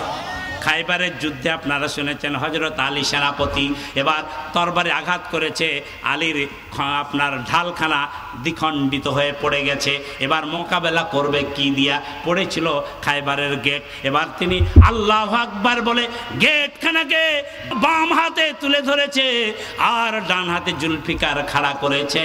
ইহুদির গোষ্ঠীরা এবার খাইবারের ময়দান ছেড়ে পালিয়ে গেছে। যুদ্ধের শেষে আল্লাহর নবী বললেন, আলী রে, তুমি যুদ্ধে যেই পাল্লাখানা ছেড়েছিলে, এখন তুমি আমারে সেটা ছেড়ে দেখাও। ওজন ছিল 80 মণ, জোরে কান সুবহানাল্লাহ। হযরত আলী দুই হাত দিয়া চাঁড়া তো দূরের কথা, তিনি নড়াতেও পারলেন না। আল্লাহু আকবার, তাকবীর, আল্লাহু আকবার তাকবীর। সেদিন হযরত আলীর দেহে 80 মণ ওজনের একখানা পাল্লাকে মাত্র 10 কেজিতে পরিণত করে দিয়েছে। জোরে কান সুবহানাল্লাহ। এই আল্লাহু আকবার তাকবীর ছাড়া যাবে? জোরে কান যাবে? দুঃখ লাগে, আমাদের দেশের মুসলমানেরা বিভিন্ন মিছিল করে, আন্দোলন করে, আল্লাহু আকবার তাকবীর নাই। আমি বলবো, আপনি যেই দল করেন, যেই মিছিলে যান, যেই দলে যেই মিছিলে আল্লাহু আকবার তাকবীর থাকবে না, ওই দল ওই মিছিল মুসলমানের জন্য জায়েজ নাই। ও মুসলমান, তুমি যদি মুসলমানের ঘরেই জন্মগ্রহণ করে থাকো, তুমি যদি নামাজি হয়ে থাকো, তুমি যদি হাজি হয়ে থাকো, তোমার দলের মিছিলে আল্লাহু আকবার তাকবীর কেন দেওয়া হয় না? জবাব বাংলার জনগণকে দিতে হবে। আল্লাহু আকবার, এটা হলো মুসলমানের ইমানের সাথে জড়িত, ঠিক না বেঠিক? আমি যেদিন জন্মগ্রহণ করেছিলাম, আমার বাবা আমার দাদা কানে আল্লাহু আকবারের আজান দেয় নাই? জোরে বলেন। সারা জীবন নামাজ পড়ি, কি বলে? জালো জালো, আগুন জালো, হবে না? আপনার যখন জানাজা দেওয়া হবে, সেই জানাজার শুরুতে ইমাম সাহেব কি বলবে? জয় বাংলা, জয় বঙ্গবন্ধু, জালো জালো আগুন জালো, জিন্দাবাদ বাংলাদেশ, চলবে? কি বলতে হবে ভাই? তাহলে ওখানেও আল্লাহু আকবার, জন্মে আল্লাহু আকবার, জানাজায় আল্লাহু আকবার, তাহলে আপনার মিছিলে কেন আল্লাহু আকবার থাকবে না? জোরে বলেন, ঠিক কিনা? আমি দল মত নির্বিশেষে বাংলাদেশের সকল দলের নেতাকে অনুরোধ করব, আপনারা যদি মুসলমান হয়ে থাকেন তাহলে প্রত্যেকটা মিছিল শুরু করবেন আল্লাহু আকবার দিয়া, ঠিক না ঠিক? জোরে কান, ঠিক কিনা? আপনি যেই দলই করেন, আল্লাহু আকবার নাই, তার সাথে আমি নাই। আল্লাহু আকবার আছে, আমি আছি। রাজি আছেন সবাই? হাত তুলে আল্লাহকে দেখান।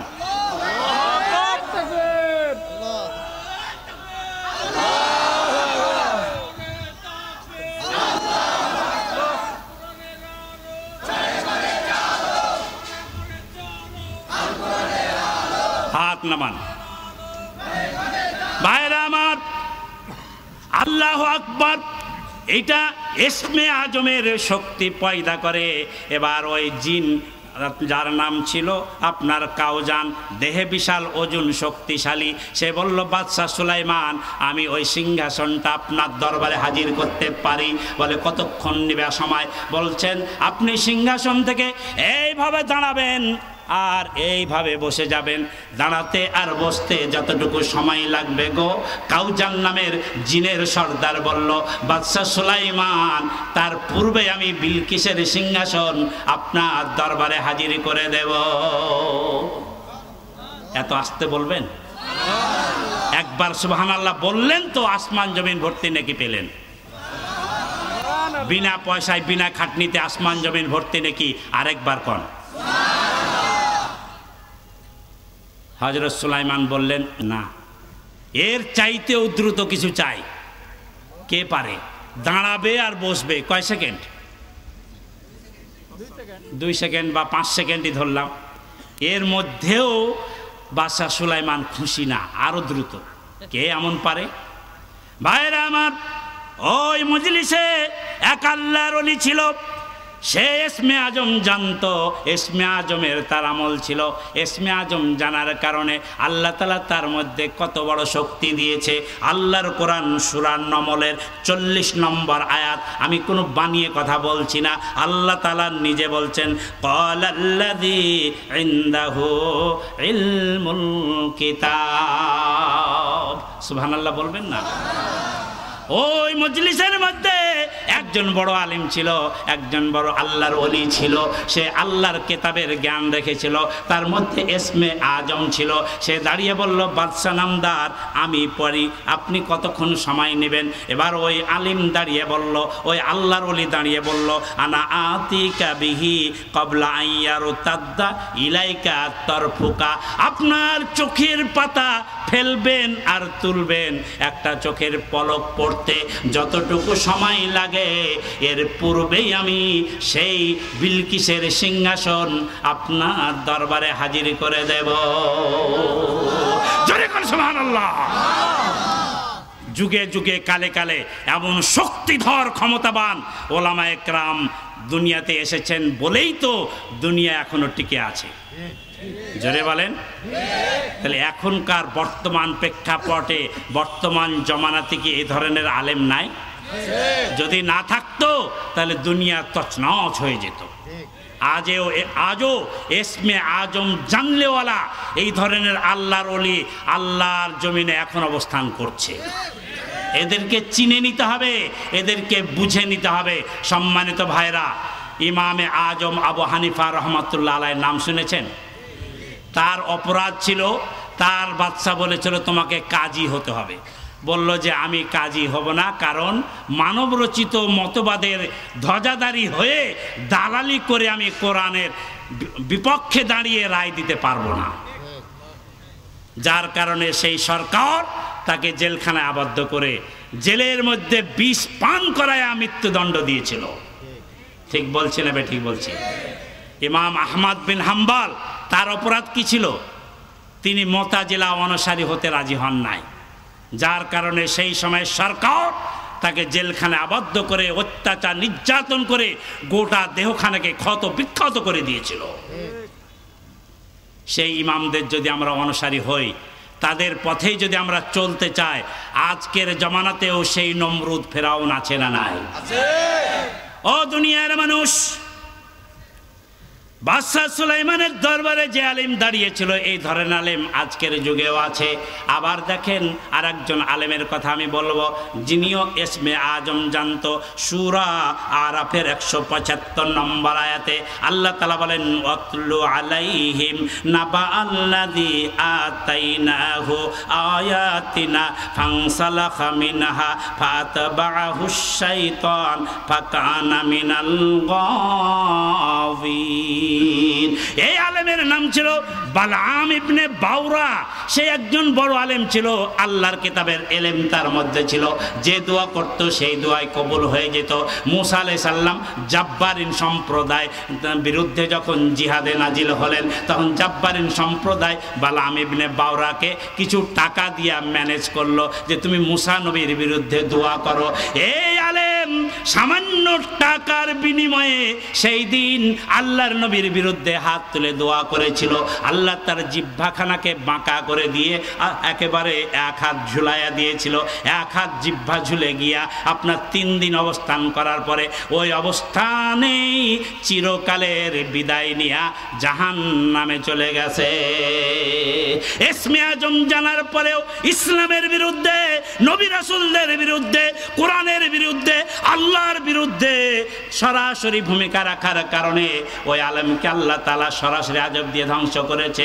আজকের যুগেও বালআম ইবনে বাওরার অনুসারী কিছু আলেম বাংলার জমিনে আছে না না? জোরে কান আছে না না?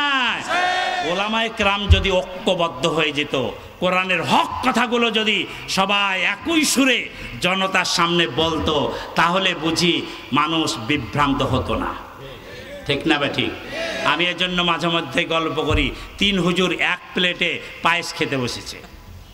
এক প্লেটে 3 হুজুর বসেছে, বড় হুজুর, মেজ হুজুর, ছোট হুজুর। এখন বড় হুজুর খুব চালাক, ক্ষীরের ভাগ বাড়াতে হবে। কি বলবে? বলছে শোনো, ক্ষীর খাবো, তার আগে একটু করে ওয়াজ করো। বলছে হুজুর আপনি বড়, আপনি শুরু করেন।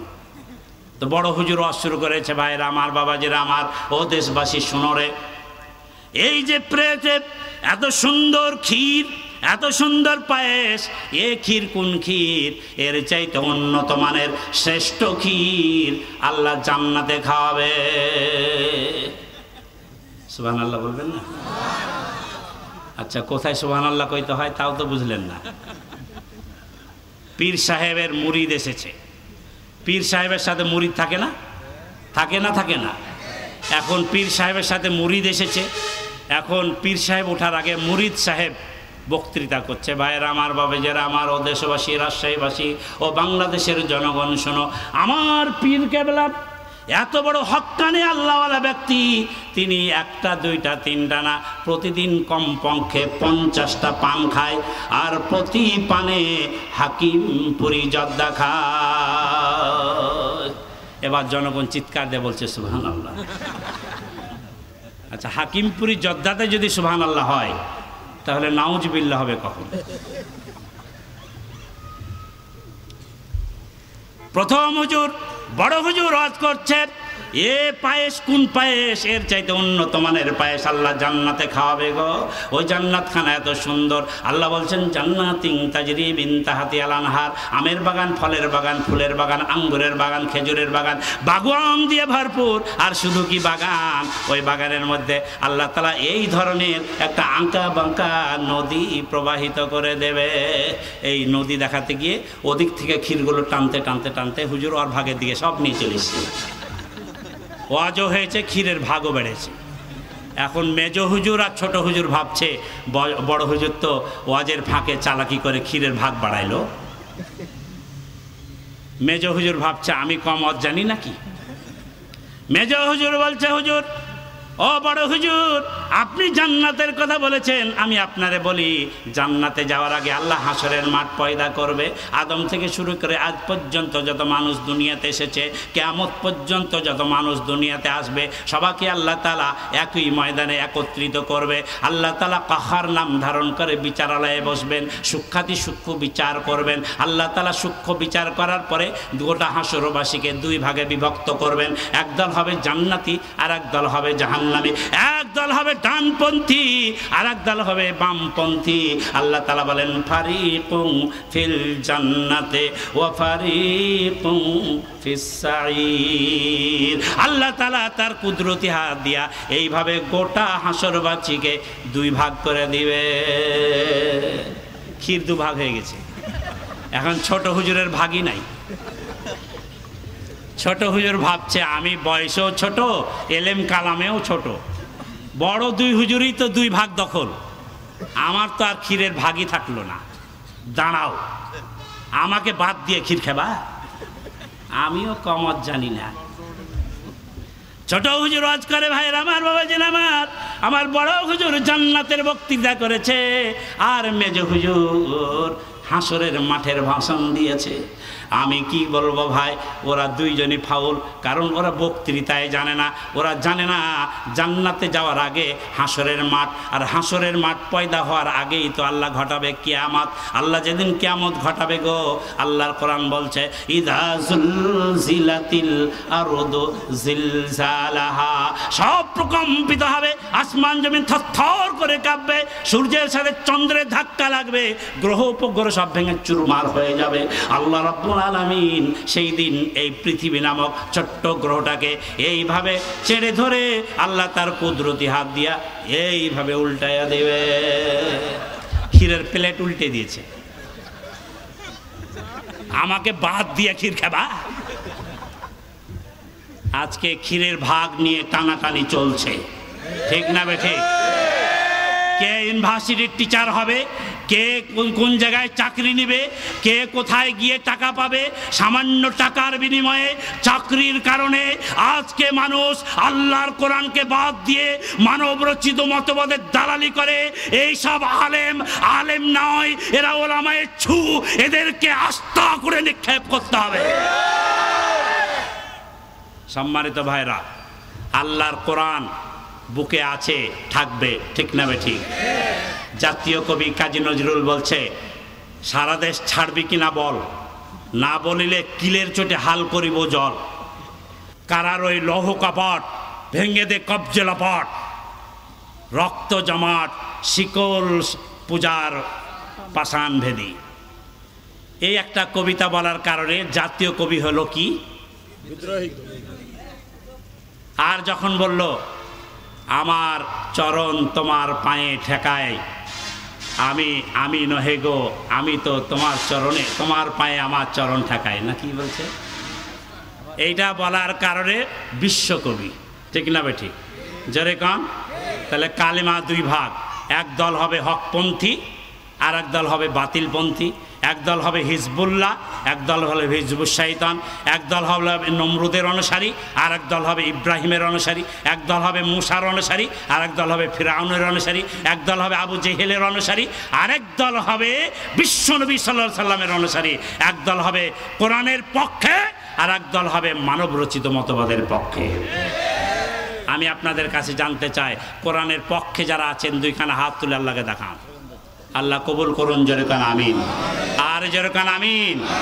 আমি 10টা ক্ষমতার কথা বলবো না, জোরে কান বলবো কি না?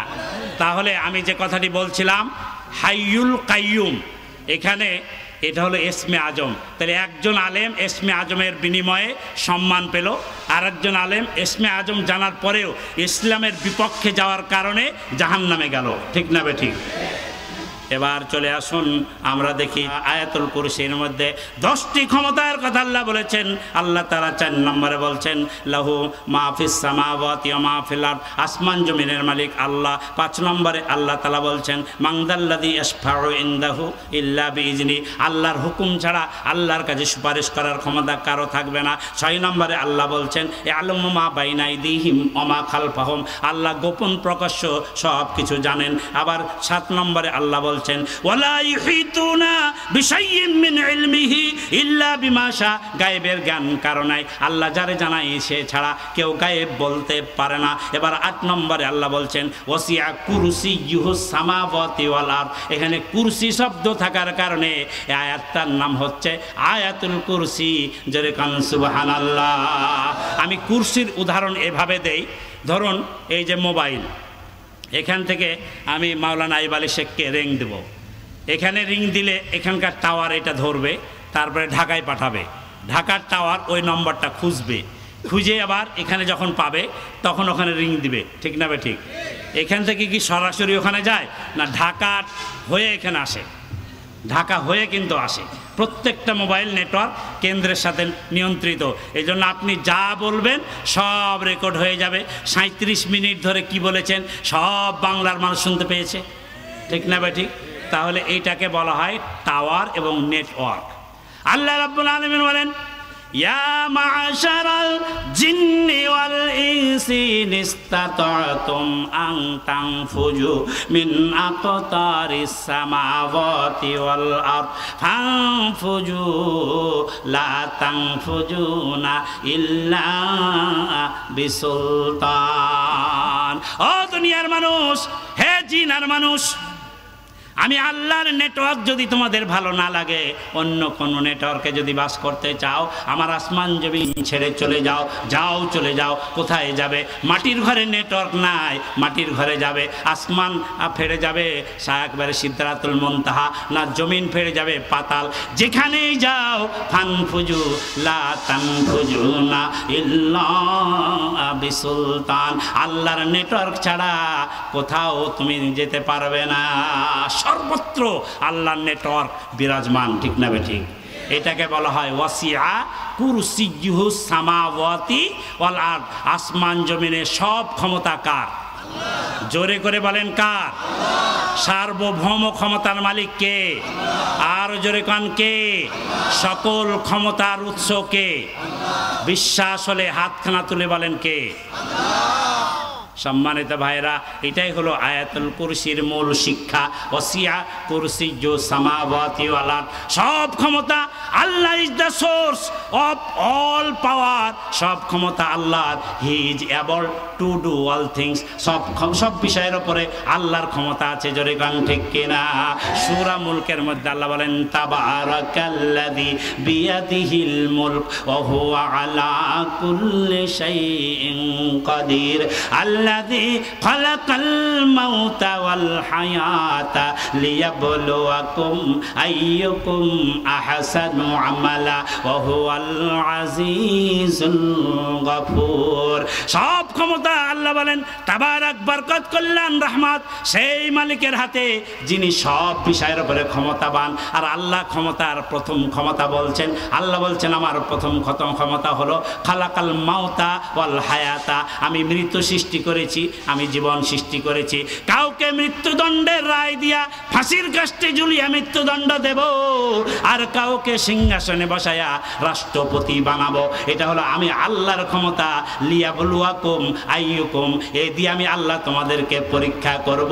আইয়ুকুম আহসানু আমালা, কে কত ভালো রেজাল্ট করতে পারে। তোমারে ফাঁসির কাস্টে ঝুলিয়া মৃত্যুদণ্ড দিয়ে আমি আল্লাহ পরীক্ষা করব, আর তোমার রাজ সিংহাসনে বসায়া রাষ্ট্রপতি বানায়া আমি আল্লাহ তাআলা পরীক্ষা করব। তবে দুশনেরা করে দুনিয়ার মানুষ, আমি আল্লাহর ক্ষমতা। কুলিল্লাহুম্মা মালিকাল মুলক তুতিল মুলকা মা তাশাউ ওয়া তানজিউল মুলকা মিম্মান তাশা। আল্লাহ তাআলা বলছেন ইচ্ছা করলে মৃত্যুদণ্ড প্রাপ্ত আসামিকে আমি আল্লাহ তাআলা ইচ্ছা করলে ফাঁসির কাষ্ঠ থেকে টান মেরে নিয়ে আসে আমি রাষ্ট্রপতি বানায়া দিতে পারি। আপনারা পত্রিকায় পড়েছেন কোন দেশে আপনার ফাঁসির রায়ের আসামি 12 মিনিট ধরে ফাঁসিতে ঝুলে থেকে মরে নাই। আর ফাঁসির রায়ের নিয়ম হলো ফাঁসি ঝুলানোর পরে যদি না মরে তাহলে আর মৃত্যুদণ্ড নাই। মৃত্যুর ফয়সালা হয় কোথায়? The decision of death is not taken on earth but in the sky. Nobody dies before the fixed time and without the order of Allah. চিৎকার দেখান মারহাবা। আল্লাহ তাআলা বলেন মা কানা লিনাফসিন আও তামুতা ইল্লা বিইযনিল্লাহি কিতাবাম মুআজ্জালা। আল্লাহর কোর্ট যদি রায় দেয় এই লোকটা জীবিত থাকবে, আর আন্তর্জাতিক কোর্ট যদি রায় দেয় এই লোকটার মৃত্যুদণ্ড হবে। জোরে কোন কোনটা হবে? আরেকবার কোন কোনটা? আল্লাহর কোর্টের রায় চূড়ান্ত। মৌত কি ফয়সালা আসমান মে হতে হয়, জমিন মে নাহি, ঠিক না বে ঠিক? এটাই হলো আল্লাহ বলেন আল্লাযী খালাকাল মাউতা ওয়াল হায়াতা। আমার ক্ষমতার প্রথম ক্ষমতা হলো কে মৃত্যুদণ্ডিত হয়ে মারা যাবে, আর কে বেঁচে থাকবে, কে রাষ্ট্রপতি হবে, কে ক্ষমতাতে যাবে। ক্ষমতা নিয়ে তোমরা যতই লড়াই করো, কে আন্দোলন করো, আর নৈশকতা সৃষ্টি করো, আর মানুষ মারো, আর আগুন দিয়ে পোড়াও, যায় হরতাল ডাকো, আর কেউ জেদ ধরে থাকো, সংবিধান ধরে থাকো, কোনোতেই কিছু হবে না। ক্ষমতা দেওয়ার মালিক জোরে গান কে? আর জোরে বলেন কে? তাহলে ভাই আমি কোনো দলের পক্ষে বিপক্ষে বলছি না, কোরআনের পক্ষে বলছি। যদি কেউ বলে সকল ক্ষমতার উৎস জনগণ, আর কেউ যদি বলে সকল ক্ষমতার উৎস আল্লাহ, কোনটা ঠিক? জোরে গান কোনটা? এই কথা বলতে গিয়া যদি আপনার নিবন্ধন বাতিল হয়, রাজনীতি বন্ধ হয়ে যায়, মিছিল করতে দেওয়া না হয়, জেলখানায় আবদ্ধ করে রাখা হয়, আপত্তি নাই, কিন্তু আল্লাহ শব্দ ছাড়তে পারবো না। জোরে কোন ঠিক কিনা? ভাইয়ের আমার, ওয়াসিআ কুরসিয়ুহুস সামাওয়াতি ওয়াল আরদ, আসমান জমিনের সার্বভৌম ক্ষমতা, সকল ক্ষমতার উৎস জনগণ না আল্লাহ? আরেকবার কান, জনগণ না আল্লাহ? এটাই হলো আয়াতুল কুরসির মূল শিক্ষা।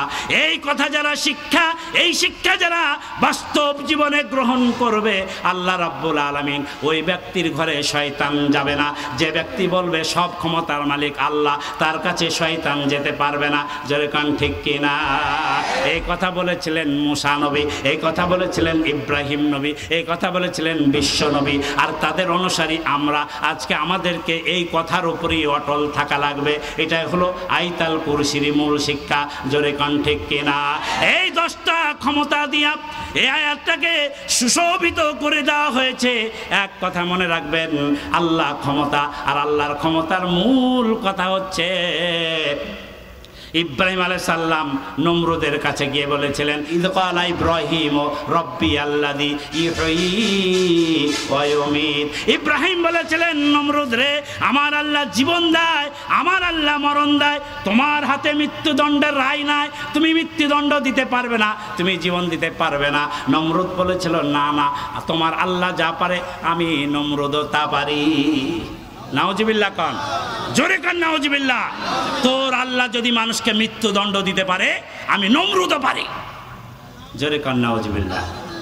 সূরা বাকারার মধ্যে পড়ে দেখেন, ক্বালা আনা উহয়ী ওয়া উমীত। নমরুদ বলেছিল, আমিও মারতে পারি, জীবন দিতে পারি। বিতর্কের খাতিরে ইব্রাহিম বলেছিলেন, করো দেখি। এবার নমরুদ করলো কি, একটা লোককে ধরে তরবারি দিয়ে দ্বিখণ্ডিত করলো। দেখো ইব্রাহিম, মারলাম, মরে গেল, তাহলে আমি মারলাম, তোমার আল্লাহ মারতে পারে, আমি কম। বিতর্কের খাতিরে ইব্রাহিম বললেন, তাহলে জীবন দাও। নমরুদ বলছে, একজন কয়েদিকে ধরে নিয়ে আয়, 12টা 5 মিনিট 1 সেকেন্ডে মৃত্যুদণ্ডে দণ্ডিত করে ফাঁসির কাস্টে ঝুলে মৃত্যুদণ্ড দেওয়ার সুপ্রিম কোর্টের সর্বোচ্চ রায় হয়েছে। রাষ্ট্রপতির ক্ষমতাও বাতিল হয়ে গেছে, বাঁচার কোনো উপায় নাই, মৃত্যুদণ্ড অবধারিত, যা বেকসুর খালাস। দেখলা, বেঁচে গেল। তোমার আল্লাহ পারে, আমি কম। ক্বালা ইব্রাহিম ফাইন্নাল্লাহা ইয়াতি বিশ-শামসি মিনাল মাশরিক ফাতি বিহা মিনাল মাগরিব ফাবহিতাল্লাযী কাফার। ইব্রাহিম বললেন, ওরে নমরুদ নামদার, ও বাদশা নামদার, আমার আল্লাহ প্রতিদিন সূর্য পূর্ব দিকে উঠায়, পশ্চিম দিকে ডুবায়। তুমি যদি আমার আল্লাহ সমতুল্য হও, তাহলে আগামীকাল সকালবেলা সূর্য পশ্চিমে উঠায়া পূর্ব দিকে ডুবাও। এবার নমরুদের কুবাকায় বলছে, ইব্রাহিম, এটা কি মানুষ পারে? ইব্রাহিম বললেন, তাহলে মানুষ কি আল্লাহ সমান হতে পারে? জোরে কান, পারে? আর জোরে কান, পারে? এই বেটা মানবতা বিরোধী অপরাধ করেছে, আমাকে রাজ দরবার অপমান করেছে। আটকাও, কোনো অপরাধ আছে না, খুঁজে খুঁজে বের করো। কেন বাদশা নামদার জানেন না?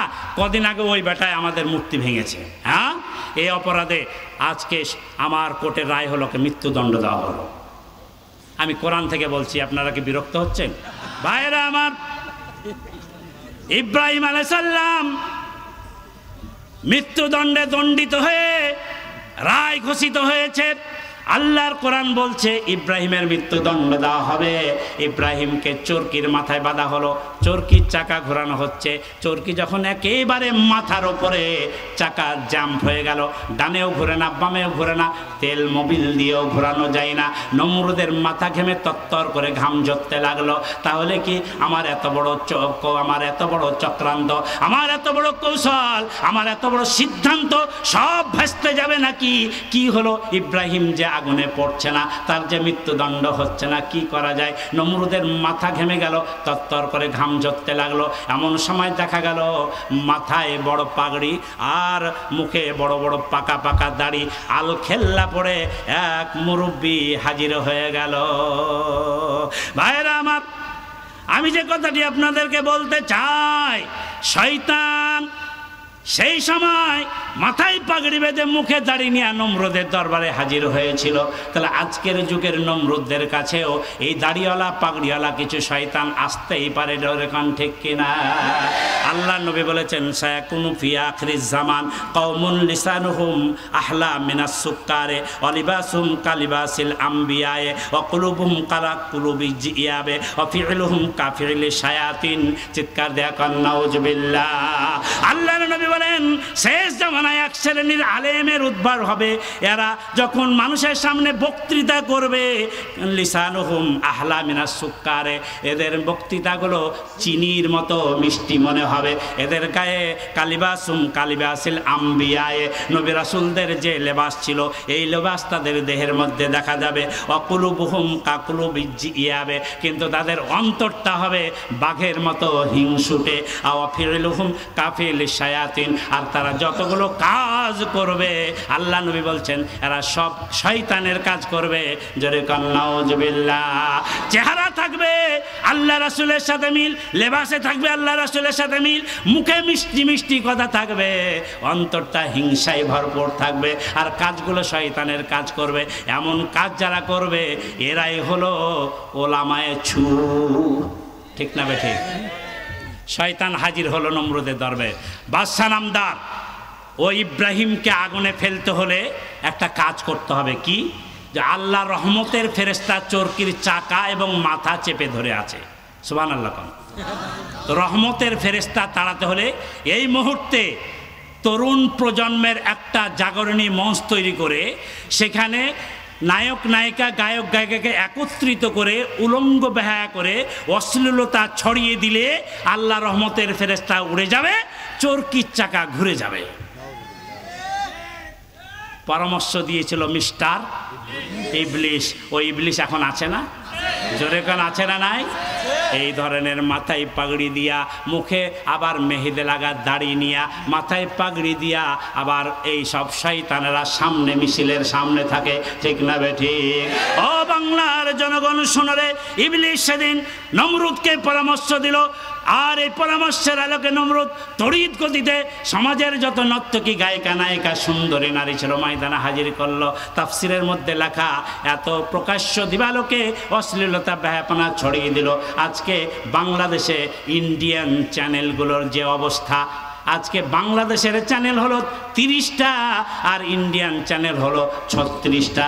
এই 36টা চ্যানেল বাংলাদেশকে চালাতে গিয়া সেই দিন পত্রিকায় একটা জরিপ এসেছে, 3 কোটি টাকা খরচ হয়। 3 কোটি টাকা শুধু চ্যানেল চালাতে খরচ করে ইন্ডিয়ান চ্যানেল। অথবা আমি আপনার বাংলাদেশ ছেড়ে ভারতে যেয়ে দেখেন, যারা ভারতে গেছেন আপনারা সাক্ষী দিবেন, একটা চ্যানেলও বাংলাদেশে চলে না। পশ্চিমবঙ্গে মুর্শিদাবাদে আমি এক মাস্টার সাহেবের বাড়িতে ছিলাম, বললাম মাস্টার সাহেব বাংলাদেশের একটাও চ্যানেল নাই? বলে একটা আছে। খুঁজে খুঁজে পাওয়া গেল এটিএন বাংলা। এটিএন বাংলা ছাড়া পশ্চিমবঙ্গে একটাও চ্যানেল খুঁজে পাওয়া গেল না। তাহলে ওরা মাত্র একটা চ্যানেল নিয়েছে, আর আমরা 36টা চ্যানেল নিয়ে এসেছি। 36 কল্লাওয়ালা এই 36 চ্যানেল সারাদিন বেহায়াপনা অশ্লীলতা প্রকাশ্য দিবালোকে যুবক যুবতী উলঙ্গ বেহায়া হয়ে একজন আর একজনকে ধরাধরি জড়াজড়ি গলাগড়ি প্রকাশ্যভাবে এমন উদ্ভট নড়াচড়া, এমন অভিনয় করে একান্ত নির্জনে এক যুবক আর যুবতী, স্বামী আর স্ত্রী ঘরের মধ্যেও ওই ধরনের অভিনয় করতে লজ্জা পায়। আজকে অশ্লীলতা বেহাপনা দিয়ে গোটা দেশকে ভরপুর করে দেওয়ার কারণে আজকে মুদ্রাস্ফীতি, দ্রব্যমূল্যের ঊর্ধ্বগতি, আল্লাহ রহমত বাংলার জমিন থেকে উঠে যাচ্ছে। আরেকবার ঠিক কিনা?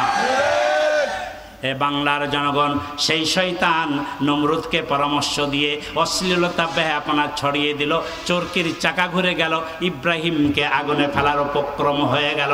ইব্রাহিম আলাইহিস সালাম নিচের দিকে তাকায়া দেখে দাউ দাউ করে আগুন জ্বলছে। তিনি চিৎকার করে আল্লাহু আকবার তাকবীর দিলেন। জিবরাইল আলাইহিস সালাম হাজির হয়ে গেল। আল্লাহ নবীজি ইব্রাহিম বললেন, ওরে আল্লাহর ফেরেশতা জিবরাইল, কি জন্য এসেছো? জিবরাইল বলেন, হে আল্লাহর খলিল ইব্রাহিম, আমার 600 খানা পাখা এক ঝাপটা দেব, গোটা গুণের কুণ্ডুলি নিয়ে গিয়া নমরুদের বংশ বুনিয়াদ পুড়িয়ে ছাই করে দেব, তোমার আমি উদ্ধার করব।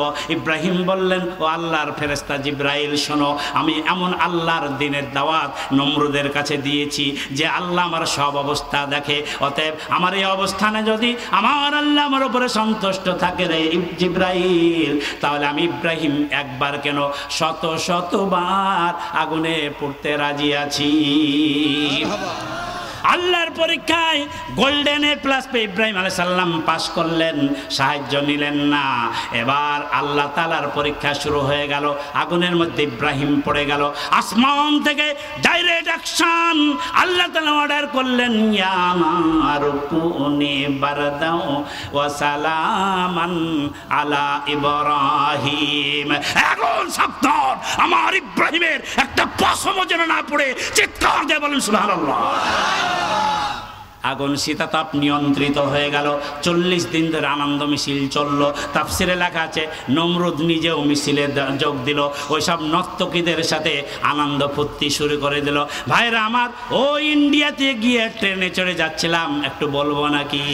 ট্রেনে যাওয়ার সময় কয়েকজন মহিলা দেখলাম মাথায় সিঁদুর লাগা আছে, আবার তাদের কথাবার্তা শুনে মনে হলো মুসলমান। আমি ভাবলাম এ কোন মুসলমান, মাথায় সিঁদুর লাগা? একবার মনে হচ্ছে মুসলমান, আর একবার মনে হচ্ছে হিন্দু। আমি বুঝতেই পারলাম না। বললাম, শেষে লজ্জা ভেঙে বললাম, মা আপনারা মুসলমান না হিন্দু? ও মহিলা বলল, কেন হুজুর? বলছে, কথাবার্তা শুনে মনে হচ্ছে মুসলমান, কিন্তু চেহারা দেখে মনে হচ্ছে হিন্দু। বলে, কেন? বলছে, আপনাদের মাথায় সিঁদুর লাগানো কেন? ও হুজুর, আমরা আসলে মুসলমান, কিন্তু বখাটের উৎপাত থেকে বাঁচার জন্য মাথায় সিঁদুর দিয়েছি। তা আমি বললাম, মা এইটা তো সেই চিহ্ন। আমাদের দেশের মহিলারা সিঁদুর লাগায় না, তবে লাল টিপ লাগায়। অবশ্য আপনাদের এলাকার না। আপনাদের এলাকার মহিলারা লাগায় নাকি? সভাপতি সাহেব লাগায়? লাল টিপ লাগায়। লাল টিপ, লাল সিঁদুর একই অপরাধ, সমান অপরাধ। সেই দিন নমরুদ আনন্দাত্মহারা হয়ে ওই সব নর্তকী বেহায়া নারীগুলোর মাথায় লাল সিঁদুর আর লাল টিপ পরায় দিয়েছিল। এটা হলো নমরুদি চিহ্ন। অতএব কোনো মুসলমানের সন্তান মুসলমানের ঘরে জন্মগ্রহণ করে, কোনো মুসলমানের স্ত্রী মুসলমানের কন্যা সিঁদুর তো লাগাতে পারবেই না, লাল টিপ দেওয়া যায় না। একজন দাঁড়িয়ে বলল, হুজুর তাহলে কালো টিপ দেওয়া যায় আছে কি নাই? আমি পড়লাম বিপদে, এটা তো কোনো মাসলাতে নাই। আমি বললাম, হ্যাঁ, কালো টিপ দিয়ে যদি সে স্বামীকে খুশি করতে পারে, তাৎক্ষণিকভাবে ঘরের মধ্যে একমাত্র স্বামীর জন্য এমনটা যদি সাজন গোজন কেউ করে, তাহলে তার জন্য জায়েজ হতে পারে। অন্যথায় মাথায় কালো টিপ দিয়ে রাস্তা দিয়ে যাবা, আর কলেজের ছেলেরা বলবে, আরে দেখ দেখ মাল। ওই মাল সাজার জন্য টিপ দেওয়া মুসলমানের জায়েজ নাই। ঠিক না বে ঠিক? জোরে কান ঠিক কিনা? ও বাংলাদেশের মুসলমান, শুনো রে শুনো। নমরুদ আনন্দে উৎফুল্ল হয়ে ওই সব নারীদের মাথায় লাল টিপ দিয়েছিল, লাল সিঁদুর দিয়েছিল। মা বোনদের উদ্দেশ্যে বলতে চাই, খবরদার মাথায় লাল টিপ লাগাবেন না, এটা নমরুদের চিহ্ন, মুসলমানের জায়েজ না। ঠিক না বে ঠিক? আনন্দ উৎফুল্লে 40 দিন কেটে গেল। 40 দিন পর দেখা গেল ছায়ের স্তূপ হয়ে গেছে। ছায়ের স্তূপের মধ্য থেকে জান্নাতি পোশাক পরে আসমানি কেতাব সহিফা নিয়া ইব্রাহিম খলিলুল্লাহ সদ্য দেহে বের হয়ে আসলো। নমরুদের চোখ ঝাঁঝায় গেল, স্বপ্ন দেখি না বাস্তব দেখি, ব্যাপারখানা কি? এরে ইব্রাহিমের যে কিছুই হলো না। আফসুস করে আগুনকে টার্গেট করে বলল, ওরে আগুন, তোর দাহ শক্তি শেষ হয়ে গেল নাকি? ইব্রাহিমের যে কিছুই হলো না। আল্লাহ রাব্বুল আলামিন আগুনকে জবান দিল, ছায়ের স্তূপের মধ্য থেকে আওয়াজ বের হয়ে আসলো, ওরে নমরুদ, আমার দাহ শক্তি আছে কি নাই তুই একবার এসে দেখ, তোর 14 গোষ্ঠী পুড়িয়ে ছাই করে দেব, ইব্রাহিমের পশম নড়াতে পারবো না। বিশ্বকবি আল্লামা ইকবাল বলেন, আজ ভি হো জু ইব্রাহিম কা ইমা পয়দা, আজ কারসিস জিহাই ইকান্দার গুলিস্তা পয়দা।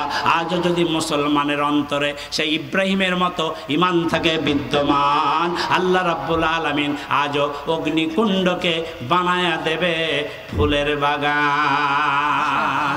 ও বাংলাদেশের তৌহিদি জনতা, সেই নমরুদের মতো বর্তমান জামানার জালেম নমরুদেরা আজকে দেশের আলেম ওলামাদেরকে ফাঁসির কাস্টে ঝুলিয়ে মৃত্যুদণ্ড দিতে চায়। এহেন মুহূর্তে ইব্রাহিম খলিলুল্লাহর মতো ইমানের পর বলিয়ান হয়ে জীবন দেব, রক্ত দেব, কিন্তু ইমান দেব না। কারা রাজি আছো? দুই হাত তুলে আল্লাহকে দেখাও।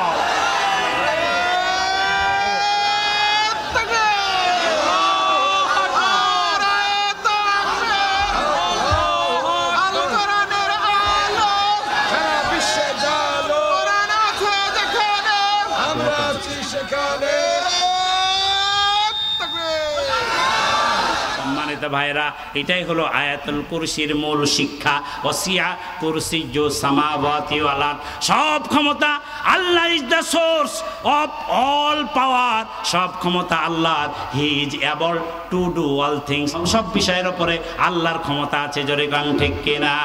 যদি কেউ বলে সকল ক্ষমতার উৎস জনগণ, আর কেউ যদি বলে সকল ক্ষমতার উৎস আল্লাহ, কোনটা ঠিক? জোরে গান কোনটা? এই কথা বলতে গিয়া যদি আপনার নিবন্ধন বাতিল হয়, রাজনীতি বন্ধ হয়ে যায়, মিছিল করতে দেওয়া না হয়, জেলখানায় আবদ্ধ করে রাখা হয়, আপত্তি নাই, কিন্তু আল্লাহ শব্দ ছাড়তে পারবো না। জোরে কোন ঠিক কিনা? এটাই হলো আয়াতুল কুরসির মূল শিক্ষা। এই কথা যারা শিক্ষা, এই শিক্ষা যারা বাস্তব জীবনে গ্রহণ করবে, ওই ব্যক্তির ঘরে শয়তান যাবে না। যে ব্যক্তি বলবে সব ক্ষমতার মালিক আল্লাহ, তার কাছে শয়তান যেতে পারবে না। জোরে কোন ঠিক কিনা? এটাই হলো আয়াতুল কুরসির মূল শিক্ষা। এই শিক্ষা যারা বাস্তব জীবনে গ্রহণ করবে, আল্লাহ রাব্বুল আলামিন ওই ব্যক্তির ঘরে শয়তান যাবে না। যে ব্যক্তি বলবে সব ক্ষমতার মালিক আল্লাহ, তার কাছে শয়তান যেতে পারবে না। জোরে কোন ঠিক কিনা? এই কথা বলেছিলেন মুসা নবী, এই কথা বলেছিলেন ইব্রাহিম নবী, এই কথা বলেছিলেন বিশ্ব নবী। আর তাদের অনুসারী আমরা আজকে, আমাদেরকে এই কথার উপরেই অটল থাকা লাগবে। এটাই হলো আয়াতুল কুরসির মূল শিক্ষা। জোরে কোন ঠিক কিনা? সম্মানিত হাজিরিন, এক্ষুনি দোয়া হবে। যারা দাঁড়িয়ে আছেন আল্লাহর রাস্তায় বসে যান। সূরা ফাতিহা একবার পড়ুন, সূরা ইখলাস 3 বার পড়ুন, আস্তাগফিরুল্লাহ কয়েকবার পড়ুন। সকল আত্মীয় স্বজন, পরিবার পরিজন, আশেপাশের গোরস্থানে যত মায়ের শুয়ে আছে সবার জন্য দোয়া হবে। আলহামদুলিল্লাহি রাব্বিল আলামিন ওয়াল আকিবাতু লিল মুত্তাকিন ওয়াসসালাতু ওয়াসসালামু আলা রাসূলিহিল কারীম। রব্বানা যালামনা আনফুসানা ওয়া ইল্লাম তাগফির লানা ওয়া তারহামনা লানাকুনান্না মিনাল খাসিরিন। পাক পরওয়ারদিগার রব্বুল আলামিন, মেহেরবান আল্লাহ রব্বুল আলামিন, একবার কি তুমি আমাদেরকে তাকায়া দেখবা না গো মাওলা? এদেশের ইমানদার নামাজি মানুষ রাস্তাতে মাথায় টুপি দিয়ে হাঁটতে পারছে না। রব্বুল আলামিন মুখে দাড়ি রেখে রাস্তা পথে চলতে আতঙ্কে ভুগে। আয় আল্লাহ, এই পরিবেশে আল্লাহ গো বাংলার জমিনে তোমার গায়েবী সাহায্য পাঠাও। জালিমের কালো হাত ভেঙে চুরমার করে দাও ও মাওলা। মজলুমদের পক্ষে আসমান থেকে সাহায্য পাঠাও রব্বুল আলামিন। আয় আল্লাহ গো, তোমার কাছে ফরিয়াদ, এদেশের সরকার বিরোধী দল উভয়ের মধ্যে একটা অতি শীঘ্র সমঝোতার ব্যবস্থা আসমান থেকে করে দাও রব্বুল আলামিন।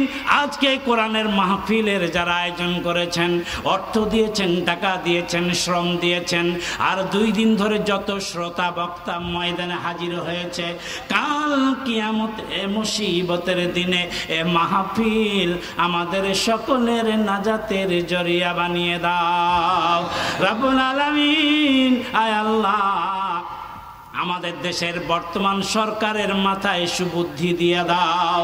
আয় আল্লাহ, বিরোধী দলের মাথায় সুবুদ্ধি দিয়ে দাও।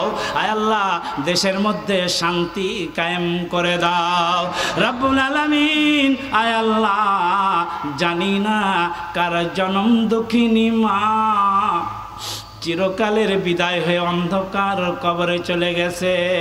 মধুর নাম, মিষ্টি নাম মা মা মা, ডাকলে তো আর কোনোদিন ডাকে সাড়া দেবে না। ওই মা যার কবরবাসী হয়ে গেছে, শোনো আল্লাহ, শ্রদ্ধাভাজন পিতা চিরকালের এতিম বানিয়া যারা অন্ধকার কবরে শুয়ে আছে, ওই পিতা মাতার কবর জান্নাত বানিয়ে দাও। আয় আল্লাহ, আশেপাশে গোরস্থানে যত মায়ের নাম জানা অজানা শুয়ে আছে, সকল কবরবাসীর কবরগুলোকে রিয়াজুল জান্নাত বানিয়ে দাও রব্বুল আলামিন। আমাদের মধ্যে অনেকে অসুস্থ, সকলকে শিফায়ে কামিলা দাও। বিশেষ করে ওলামা বিভাগে আয় আল্লাহ, মাওলানা আব্দুল মালেক, মাওলানা ইউসুফ ইসলাম এবং মসজিদ মিশনের টিচার কামরুজ্জামান সহ আমাদের বন্ধু বান্ধব যারা চরম অসুস্থতা, আয় আল্লাহ বেডে পড়ে আছে, হসপিটাল ক্লিনিকের যত রোগী যন্ত্রণায় ভুগছে, আয় আল্লাহ অনেকের এমন রোগ, ডাক্তারের ঘরে ঘুরতে ঘুরতে পায়ের তলা ক্ষয় হলো, হাজার হাজার টাকা ক্ষয় হলো, রোগ ভালো হয় না রব্বুল আলামিন। তুমি সকল ডাক্তারের বড় ডাক্তার রে মাওলা, আয় আল্লাহ তুমি সকলকে শিফায়ে কামিলা দাও। আমরা যারা দুই কানা হাত তুলেছি, আয় আল্লাহ আমাদের মধ্যে মাওলানা বালি অসুস্থ রয়েছে, আয় আল্লাহ আমাদের মধ্যে আমাদের সোশ্যাল ওয়েলফেয়ারের সভাপতি অসুস্থ রয়েছেন রব্বুল আলামিন। আয় আল্লাহ আমাদের সদস্যবৃন্দ, আজকে ওলামা ইকরাম, আজকে আমাদের সাথে যারা হাত তুলেছেন, অনেকের দেহে ছোটোখাটো বড় অনেক রোগ রয়েছে, আল্লাহ সকলের সকল রোগ বালা মুসিবত দূর করে দাও। আয় আল্লাহ যারা বেকার যুবক, কর্মসংস্থানের ব্যবস্থা করে দাও। যারা ছাত্রছাত্রী, মেধা শক্তি বাড়ায়া দাও, ভালো রেজাল্ট করার তৌফিক দান করে দাও রব্বুল আলামিন। যারা কর্মজীবী, চাকরিজীবী, আয় রোজগারে বরকত দাও, হালাল রুজি উপার্জনের তৌফিক দান করে দাও। আল্লাহ বাংলাদেশ রক্ষণে যেসব সেনাবাহিনী আর বিজেপি আর পুলিশ ভাইরা দায়িত্ব পালন করে, নিষ্ঠার সাথে, সততার সাথে, নিরপেক্ষতার ভিত্তিতে দায়িত্ব পালন করার তৌফিক দিয়া দাও রব্বুল আলামিন। আমাদের সিটি কর্পোরেশনের মেয়র, নতুন মেয়র মোসাদ্দেক হোসেন বুলবুল, ন্যায় নীতির আলোকে, সততার আলোকে, নিষ্ঠার আলোকে দুর্নীতিমুক্ত একটি সিটি কর্পোরেশন গড়ার তৌফিক দিয়া দাও রব্বুল আলামিন। আয় আল্লাহ, আয় আল্লাহ আমাদের সকলের উপর রহমত নাজিল করো, বরকত দান করো, আসমানি বালা জমিনি বালা থেকে হেফাজত করো আল্লাহ। আমাদের সকলকে হায়াতে তৈয়বা দান করো, যত দিন বেঁচে আছি ইমানের উপর অটুট থাকার তৌফিক দান করো। যেদিন মরে যাব, মালাকুল মাউত আজরাইল এসে বুকে হাত দিয়ে জানটাকে টেনে ছিঁড়ে বের করবে। আয় আল্লাহ, শয়তান এসে বেঈমান বানানোর চেষ্টা করবে। ওই মৃত্যুর পূর্বক্ষণে আমাদের সকলের জবানে পবিত্র কালিমা জারি করে দিও, লা ইলাহা ইল্লাল্লাহ মুহাম্মাদুর রাসূলুল্লাহ। আসসালামু আলাইকুম ওয়া রাহমাতুল্লাহ। দর্শক শ্রোতা, এতক্ষণ আপনারা শুনছিলেন সৈয়দ HM শহীদুল ইসলাম সাহেবের আল্লাহর ক্ষমতা সম্পর্কে গুরুত্বপূর্ণ বক্তব্য। ভিডিও পরিচালনা, সম্পাদনা ও প্রযোজনা আলী আহমদ আকান্দ। ধারা বর্ণনায় আমি অ্যাডভোকেট আজহারুল ইসলাম রানী। পরিবেশনায় Tahzib centre, Rajshahi. Mobile 017120640033। Mobile 01712064033। সময়ের আলোচিত এক যুগ পেরিয়ে এক অনবদ্য প্রতিষ্ঠান তাহজিব সেন্টার। ইসলামিক মাল্টিমিডিয়া জগতে আমাদের পথ চলা। সিডি, ভিসিডি বাজারজাতকরণে শহর বন্দর পেরিয়ে প্রত্যন্ত অঞ্চলে পদার্পণ। ইন্টারনেটের মাধ্যমে বিশ্বের সকল জায়গায় ছড়িয়ে দেওয়ার সুযোগ তৈরি। বইপত্র, পোস্টার, ক্যালেন্ডার ও স্মরণিকা তৈরিতে সুনিপুণ দক্ষতা। আমাদের নতুন প্রকল্প তাহজিব প্রকাশনী, সৃজনশীল বই পুস্তক প্রকাশনা ও বাজারজাতকরণের এক নবজাগরণ। আমাদের আরও একটি প্রকল্প তাহজিব হজ গ্রুপ, অভিজ্ঞ ওলামায়ে কেরাম ও বক্তাদের সমন্বয়ে হজ ও উমরা পালনের নতুন উদ্যোগ। আমাদের আরও একটি যৌথ উদ্যোগ মাল্টিডাইম লিমিটেড, একটি কল্যাণমুখী যৌথ ব্যবসা প্রতিষ্ঠান। যোগাযোগ গৌরহাঙ্গা মসজিদ, ২য় তলা, new market road, Rajshahi. Mobile 017120640333 এবং 019720640033।